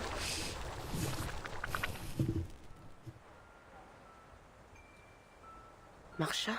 Oh, is she hallucinating Marsha? Marsha stands beneath a windmill, her black warhorse pacing idly in the grass. I don't think I'll ever forget this windmill. The calm of this field. Can't believe I didn't appreciate how peaceful this place was the first time I came here. She closes her eyes and breathes in the sweet scent of the meadow. Perhaps it's because the land was quiet, just like our lives once were. And back then, we thought everything would be peaceful again once the war was over. I'm sorry. Why? There's no need to apologize. I was nigh on killing you. No. In a way, I did kill you.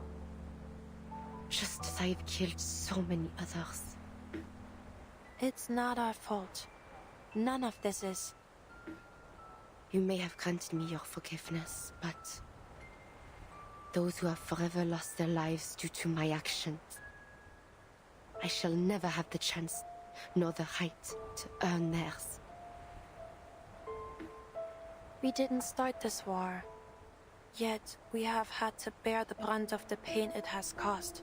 If all the sins of war are laid at our feet, where is the fairness in that? Damn, another banger line. No, I refuse to accept it. Marsha seethes at injustice. Marie, perhaps when peace finally comes. A gust carries her voice away. The wind howls, and in it she hears the creaking of the old windmill. Sentinel walks along the path, wanting to stand closer to her, until the scene is torn apart by gunfire. Marsha! Die!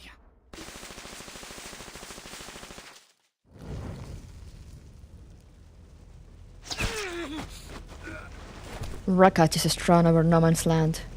The last of the assembled force falls with a gurgling scream that ushers in the silence of death. The demon and the gargoyle stand side by side, looking over the destruction.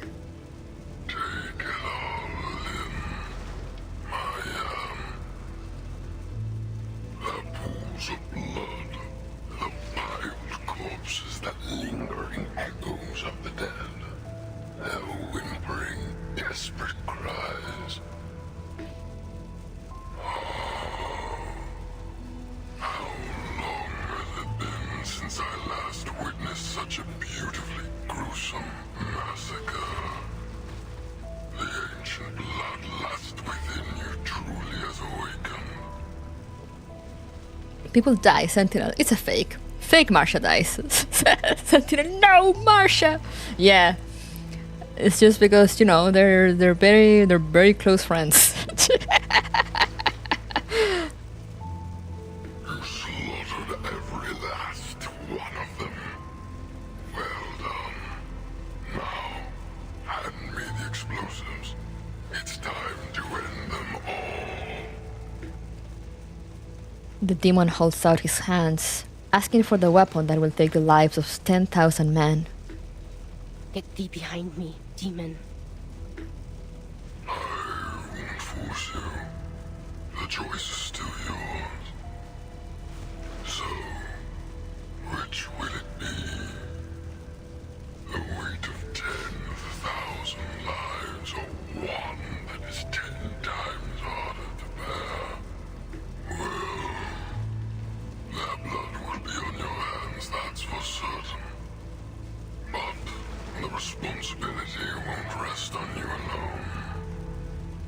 Your soon-to-be blood-soaked hands have been forced. These are the only choices you have left. The gargoyle removed a bundle of heavy explosives and grasped them as tightly as if they were prayer breaths. I am powerless to cleanse the filth that muddies my blood. Just as I am powerless to erase the sins I have already borne. I have descended into the depths of hell. I know that. And this ancient darkness has already taken root in my soul. But if sacrificing one can save 10, if sacrificing 10,000 can save 100,000, if someone must make that impossible choice, then I am willing to bear that sin. She hands explosives over to the demon. That's the spirit. From now on, we will walk together, side by side. A greater power, Lord. Before he can say anything, the bayonet stabs through his body. Sentinel pulls out her bayonet and pushes the demon away, who staggers further back.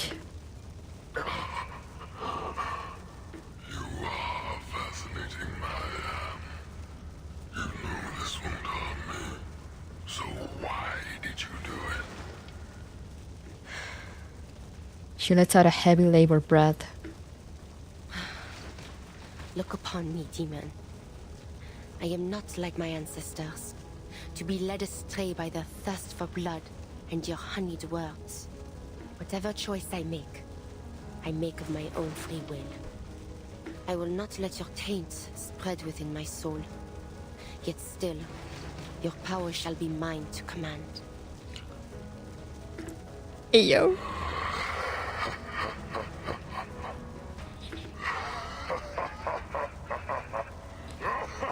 She's so cool. The figure vanishes, yet you can still feel the demon cackle madly from the depths of hell.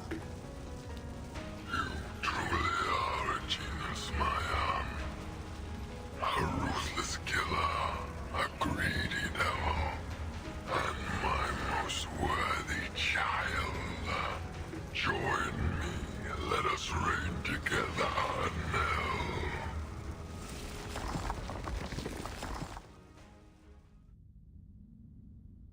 Agnes, quand j'étais jeune, je ne comprenais jamais vraiment les mots que tu disais. Pourquoi un homme porterait-il volontairement les péchés de tout le monde pour les biens des autres? Je réfléchissais à cela. Si toute la culpabilité et toute la souffrance m'étaient imposées, comme ce serait cruel et injuste.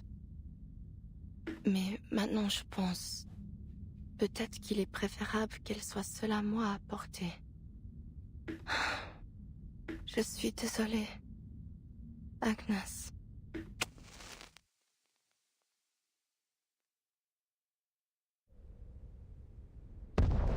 Attention all Foundation operators. The Mammoth Fortress at Hill 299 has been destroyed. Execute retreat as planned. Wir sind gerettet? Ganz genau. Na los. Gut, du kannst noch stehen. Lass uns diese verdammten Schutzgräben hinter uns lassen. Wer bist du? Ich verstehe nicht, was du sagst.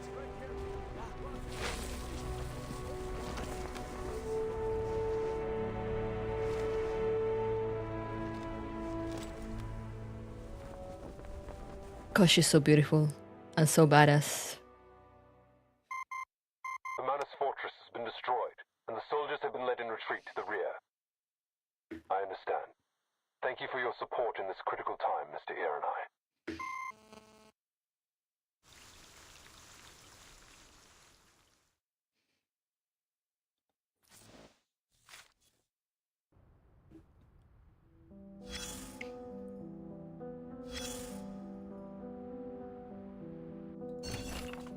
Your Excellency, there's nothing we can do. Naturally, no one who wields power imagines themselves as a child playing with knives. An undelivered letter. It has taken me a long time to write this letter, though my mind has never ceased its vigilance. You know, as well as I, that I have spent my life mastering the concealment of intent, approaching even the unknown with a scholar's patience. You know, too, why I have worked to prevent conflict, not from idealism, but because I have seen what war truly leaves behind, long before the foundation, long before the storm rose. My principles have often led me to aid or forge alliances with adversaries.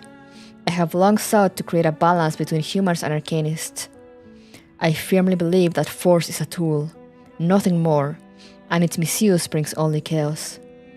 While we may bear a fraction of the consequences, ordinary lives carry the rest. I have acted with care, and for that I have been called a dove, a label I dismiss. My concern has never been for titles or comfort, only for what must endure. Xenos defection is largely created with the rise of the Hawks. Committee members, wary and distrustful, sought to establish a military force directly under Foundation control. Meanwhile, the storm has transported us back to a time dominated by warfare. Krios' philosophy runs contrary to our values and the traditions that preserve a fragile equilibrium. His contingency plan will not only threaten security but also collapse it. Should we provoke governments, forsake our mediating role, or coerce allegiance, how will the Foundation survive the storm, Manus Vindictae, or the world itself? And yet, I cannot deny that Krios has succeeded, though his triumph chills me more than it reassures.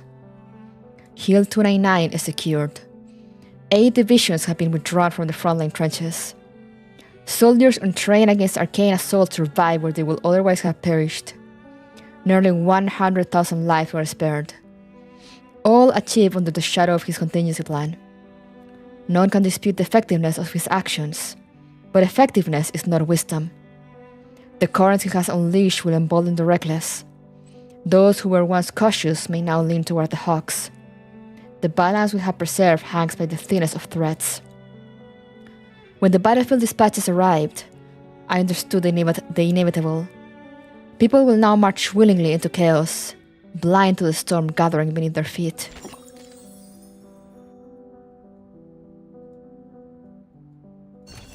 And this other one, harsh condemnation. We take a strong stance against the abuse of alchemy on the battlefield, especially those that have not undergone thorough experimentations. Formula excerpts. Living bone buds with their mandrake leaves, old feathers, turpentine, born in an airtight container. Oily volatile liquid carrying a moth-like scent. Weakly soluble in water but readily absorbed by animal fat. Causes immediate nervous system damage, including tremors, aphasia, mania, delirium, and muscle paralysis.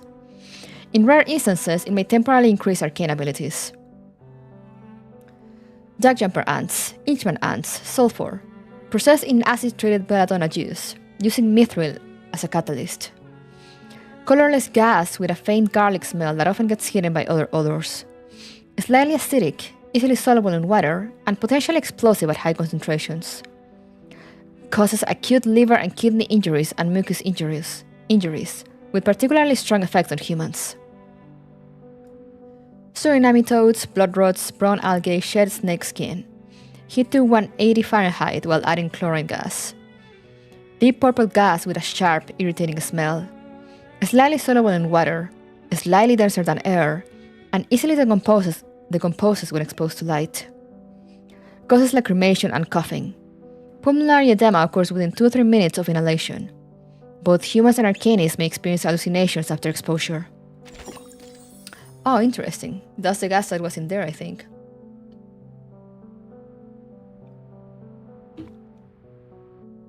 The Pardon. This is on the next day, November 11. Coffee, pastries, family, memories of simpler times, and an ominous chain. We're almost done, guys. We're almost there.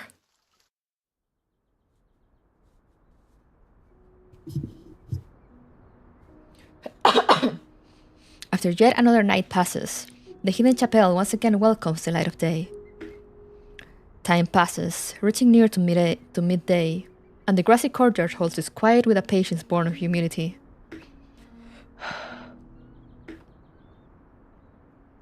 The weighted figure finally appears at the forest edge.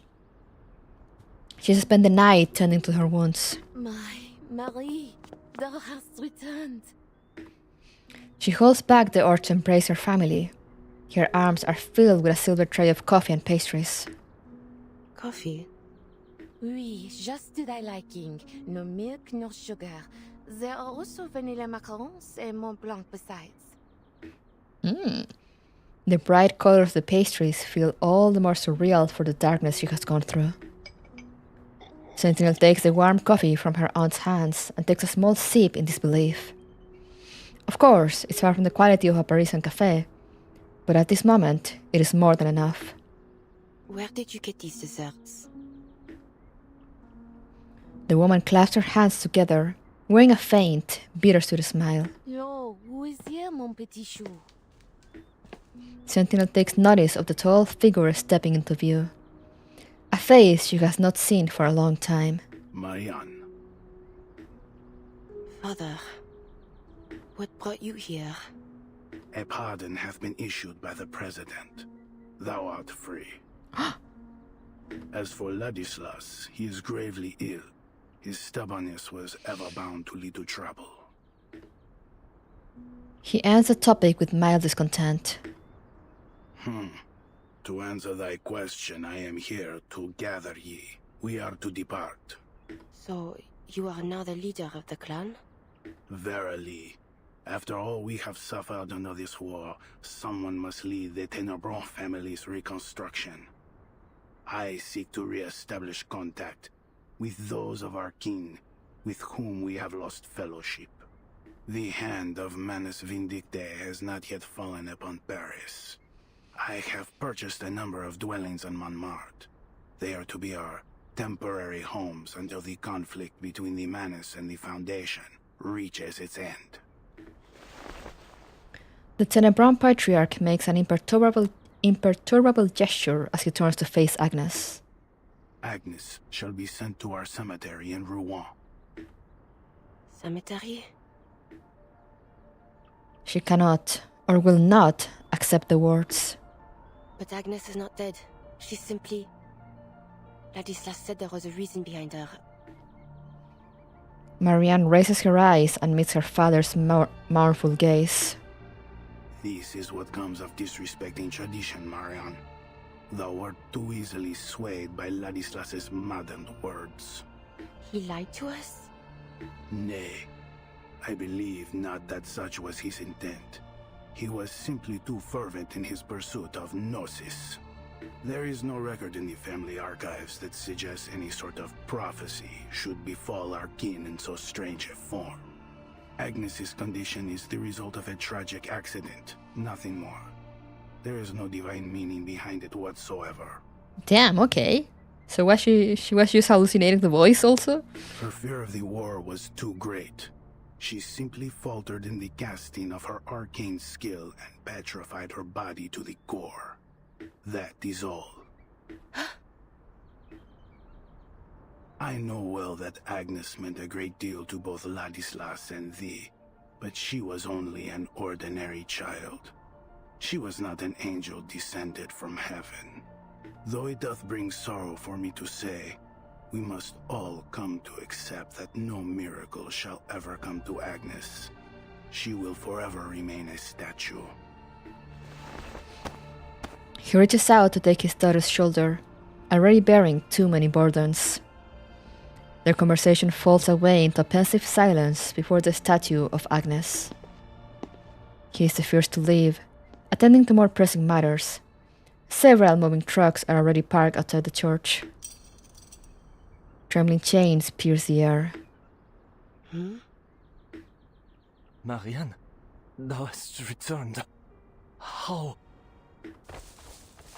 He staggers forward as if pushed by some invisible force, drawing closer to Sentinel. In his palm lies a chain that glints coldly in the sunlight. Merde. I thought father was only... Have you truly fallen ill? That I have. But what of thee, Marianne? Art thou not in a condition far graver than my own? Or art thou simply too blind to see it? He babbles on. With every word his madness grows. There seems to be no trace of his old humility left. My soul is stained with the wickedness of sin. Thou art as miserable as I. Oh, Lord, I can smell the stench of hell upon thee. He's doing fine. Thou hast passed through the gates of hell and returned. Marianne, how wretched. You are ill, Ladislas. Gravely so. Take a moment's rest in the quiet of a sanatorium upon reaching Paris, won't you? It ought to do you good. To the sanatorium with you. Ladislas squints like a child sharing a secret. Perhaps I shall. But thou wilt not return with us, wilt thou? I am yet undecided. Perhaps I will. Nay. Nay. Thou must not. Thou must never return. Why? I see that which others cannot, and I see it in thee. Thou art not who thou once wast. Inside thee, there is a demon. The demon which doth linger in our veins. It hath opened its eyes, its wretched eyes.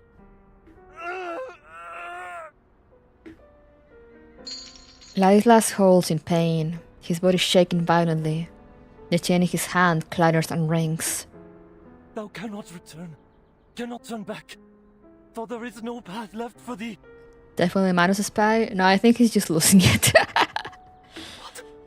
But I desire not more than to aid thee, my dear cousin. Yea, I shall help us all, but most especially thee, to atone for my transgressions. The shaking stops, and all at once he bows with a gesture of utter submission, presenting the chain before her. Ladislas. These shackles are a soul-binding chain, a cage, yea. But I beg thee accept them, and I shall devote my life to prayer over thee, both night and day, that thy soul shall not be shaded in eternal darkness. May thy blood be washed clean one day. May it nourish the soil when thou art laid to rest. May thy journey to hell yet be graced by God's mercy. Another not so light burden to serve as a constant reminder of the limits of evil. And if I refuse these shackles? It mattereth not. I shall pray for thee still, as I have ever done. A sudden impulse moves her to look at the statue of Agnes. At last, she takes the chain. My uncle works at BP Martian Sentinel make out in chapter 15. Let's go! The medal hangs in her hand. Its weight feels far greater than its size will merit. Dis à mon père que je ne reviendrai pas. Tant que le véritable conflit ne sera pas terminé.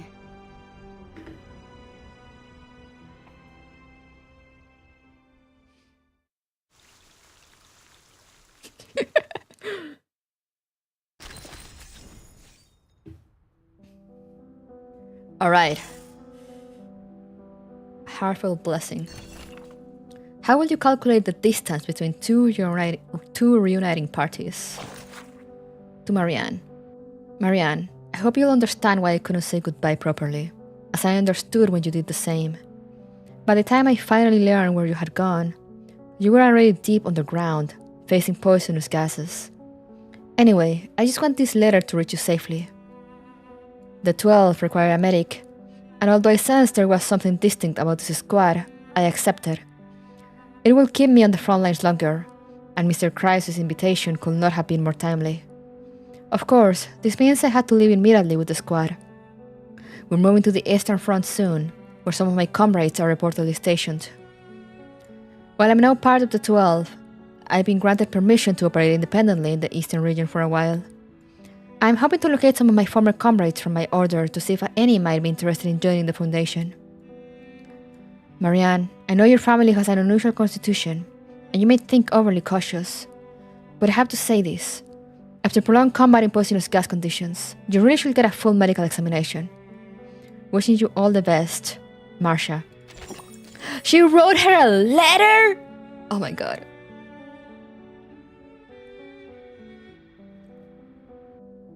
Alright, last one. On November 11 at 11:11. The Hill. A tiny fraction of those names. Yo, more Caron one-liners.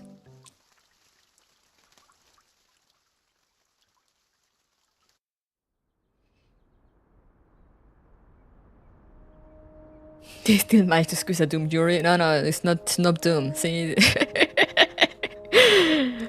the Maggie's uncle works at Bullpuck, and they make out in chapter 15. Trust. A completed mountain, though only a mere fraction of what death truly claims. Oh wow, that's a nice design for him. I had not seen his I assume this is his like ascended art. It left everything behind. A coat, a helmet, a pair of boots, a butterfly-covered notebook. Everything that once belonged to a young man named Paul. Your war is over, Paul. His belongings are fittingly buried at the last grave, beside the major who died atop the hill. A clatter of hooves approaches from the road. Andreas? The name is whispered softly, as if not to disturb those resting here. The sound stops where Gargoyle meets a mush of mud and snowmelt. A black horse breaks the veil of mist and approaches. The horse exhales a comforting snort, leaning in, yearning for his hand. Good boy. You have been gone for a long time. Off to dangerous places again to search for your lost friends? It seems luck has been on your side. You have dodged danger time and again amidst the slaughter. But I cannot help but worry that one day a stray bullet will pierce you, or a poison gas will choke you. The horse lowers his head. Harshness is not my intention, Andreas, but I am grateful that you have returned to my side, hale and whole. Welcome back. Thank you! They look eastward, toward the rising sun, where ominous clouds gather. Es ist Zeit. The next destination is a distant one. Your help will be appreciated. Andreas tilts its head to one side, signaling its master's attention to the youth who has arrived behind them. Mr. Charon, is this your horse? The green figure turns his face toward the source of the question. In a sense, young man. Oh, then it's nothing. He showed up near Montpellier all by himself, so I followed him here to see if he might be connected to Manus Vindictae. The Foundation is still in Montpellier. We'll head off soon, along with the soldiers, to a safer position. By the way, do you know where Blackbird is? Blackbird? Oh, I mean Meryl. The girl who went to the front with you. I haven't been able to get in touch with her since the Manus attacked. Where could she be? I just hope she hasn't gotten herself into any serious trouble. She is alive and well. A surprise. The young man's eyes alight with joy. She is? Where did you see her? That I cannot tell. His gleam dims as Parabian adjusts to the unexpected refusal. Why? She does not wish to be found. What? She doesn't want to come back with us? Correct. She is afraid of the war that lies ahead. Bloodshed, carnage. She was unprepared to witness such harrowing scenes. She requested I not reveal her whereabouts to the Foundation. In fact, she demanded a promise. I don't understand. How could you just let her go like that? Why not? Isn't she more likely to run into danger if she's on her own? And leaving like this, she'll be marked as a deserter. Oh no. I know little of your rules, but a promise was made, and her reasoning is understandable. It is her right to turn away from her fear, just as it is anyone else's. The young man never thought about how to cope with such a situation. He scratches his head, at last arriving at a simple conclusion. Fine. At least she's still alive. But I can't leave her alone out there. I'll find a way to track her down. The voice is clear and certain. He is willing and able, no matter how daunting the task ahead. Thank you for the information, Mr. Carroll. Goodbye. He sets off on the road back to Monetizing. They watch him together, horse and rider, as he disappears into the woods. Has he gone? Oh, there she is! Yes.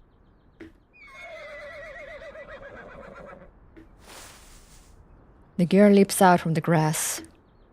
Why did you tell him that I'm still alive?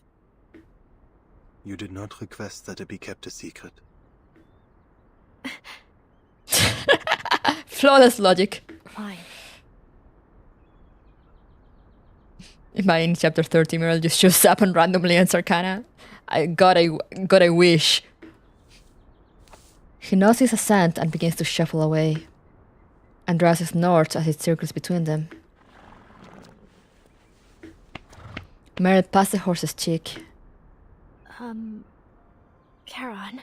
Huh? Actually, I wasn't serious, you know, when I said I wanted to become a gravekeeper here. The dead need no company, and every tombstone will one day fall to decay. In the end, time will pull us all into the sea of oblivion. Nothing in this world is immortal. The young girl scratches at the fabric covering her face. The tension of being a deserter seems to make her skin itch. Right. Well, anyway, the gravekeeper joke was a bad one, I admit it. But what I'm trying to say is, I'm not sure where to go next. I mean, who else can I depend on besides the Foundation?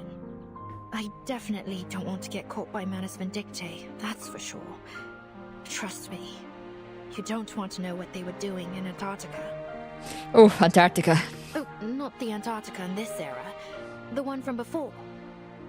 Anyway, my point is, I can't deal with them on my own. But I can still do something. Like, dealing with troublemaking critters. So, if you need that kind of help, maybe we can travel together. I trust you. My path will have little safety.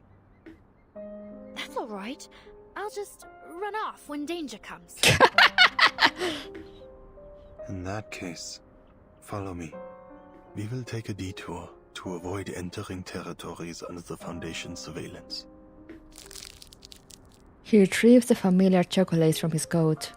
They're unmelted and cool to the touch, despite having been kept so close to his body. If you're hungry, these can be returned to you. Andreas will carry you, should you go tired. The soldier who has at last escaped war nods with joy. Got it!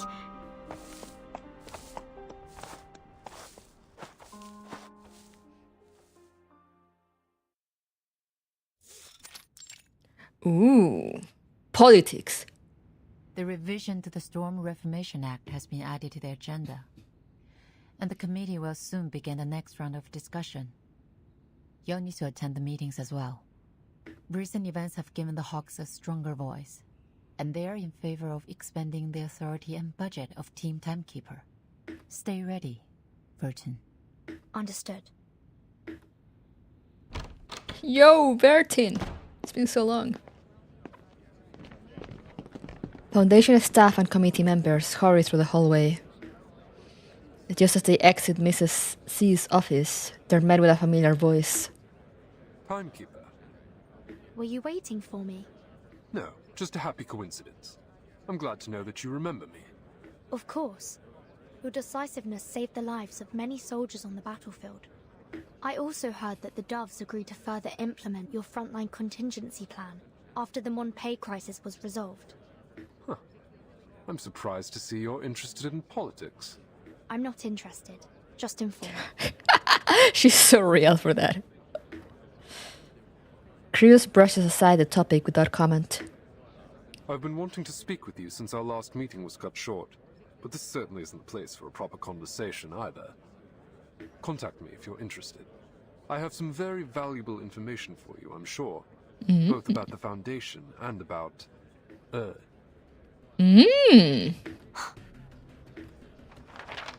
Seeing the expected reaction, he smiles and hands over an envelope. I look forward to hearing from you. I'm sure we will make excellent collaborators. Excuse me, Timekeeper. Sonero rushes over, looking at the red-haired man with a mix of suspicion and confusion. Oh, Mr. Creyas, do you have an urgent matter you'd like to discuss with the Timekeeper? I can arrange a meeting for you if necessary. No need for that. I was just saying hello. Until next time. Timekeeper. Miss Sonero. He gives a nod, slight but confident, then takes his leave. Timekeeper, is there something wrong? It's nothing. You seem a little anxious, Sonetto. What's the matter?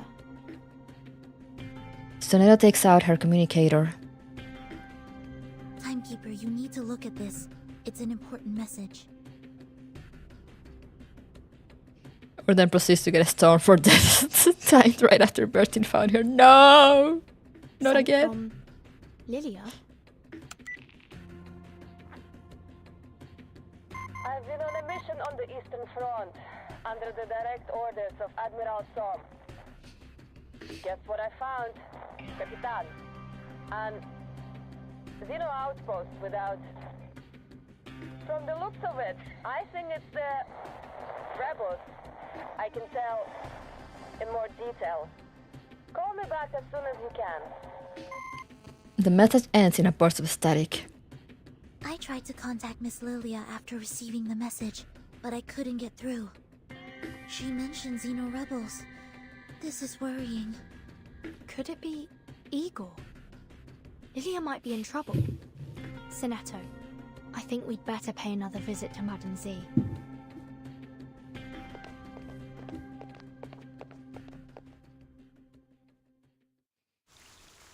The end. Damn, okay. Just leave me hanging, why won't you? Oh, we got some narration there. I need to start there. Let's read it first. Free intelligence. Intelligence may be priceless, but it never comes free. Born after reading. Due to unexpected circumstances, I had temporary access to an incomplete report. While the information it contained was too fragmented to understand the complete situation, it did reveal one fact. Xeno and the Foundation have been secretly working on storm research. This work is entirely separate from any known research and lies beyond the scope of security clearance. What is particularly concerning is that the majority of Foundation staff and Laplace personnel appear completely unaware of discovered operations. The mere existence of such hidden activities is, in itself, deeply concerning. Ayo? Ayo? Where's the other one? Where did it go? Oh, here it is. I'm sorry, but I think it's time you left. Excuse me? There will be little more to see here. But... see you next time? Next time? Are you so intrigued by the life of a pension-drawn widow? I would decline, but my upbringing demands otherwise. How unfortunate. Well, perhaps it's better to drink dirty water beneath the eaves than to eat dust on the battlefield. That is all. Hurry along to the Eastern Front. Check on your friend. I will pray for her. Damn. Thank you. I think. But alright. War is over, guys. Let me just quickly jump here because It is late. I don't have much time. I should go to sleep.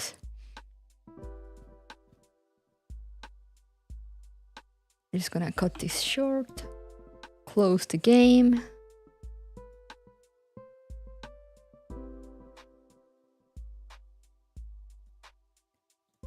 Close the game. Progress was made. Yes, we finished the chapter.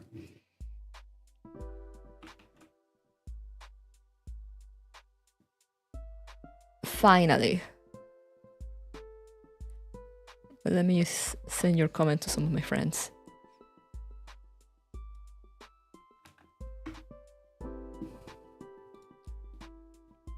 And now I can rest. Yeah. I think it's really well written. It is really well written. It was really good. It was really, really good. Yeah, my brain is dead, so I mean, it's almost midnight. So I can't really go into much thought out process. I can't think, basically.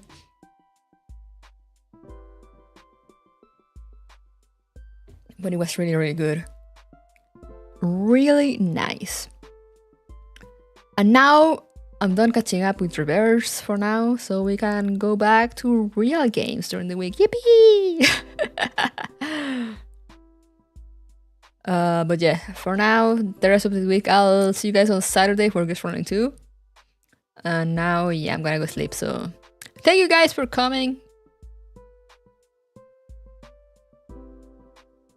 Yes, thank you guys for coming. Remember to stay safe, stay hydrated, take care of yourselves, and I'll see you guys next time. Bye bye.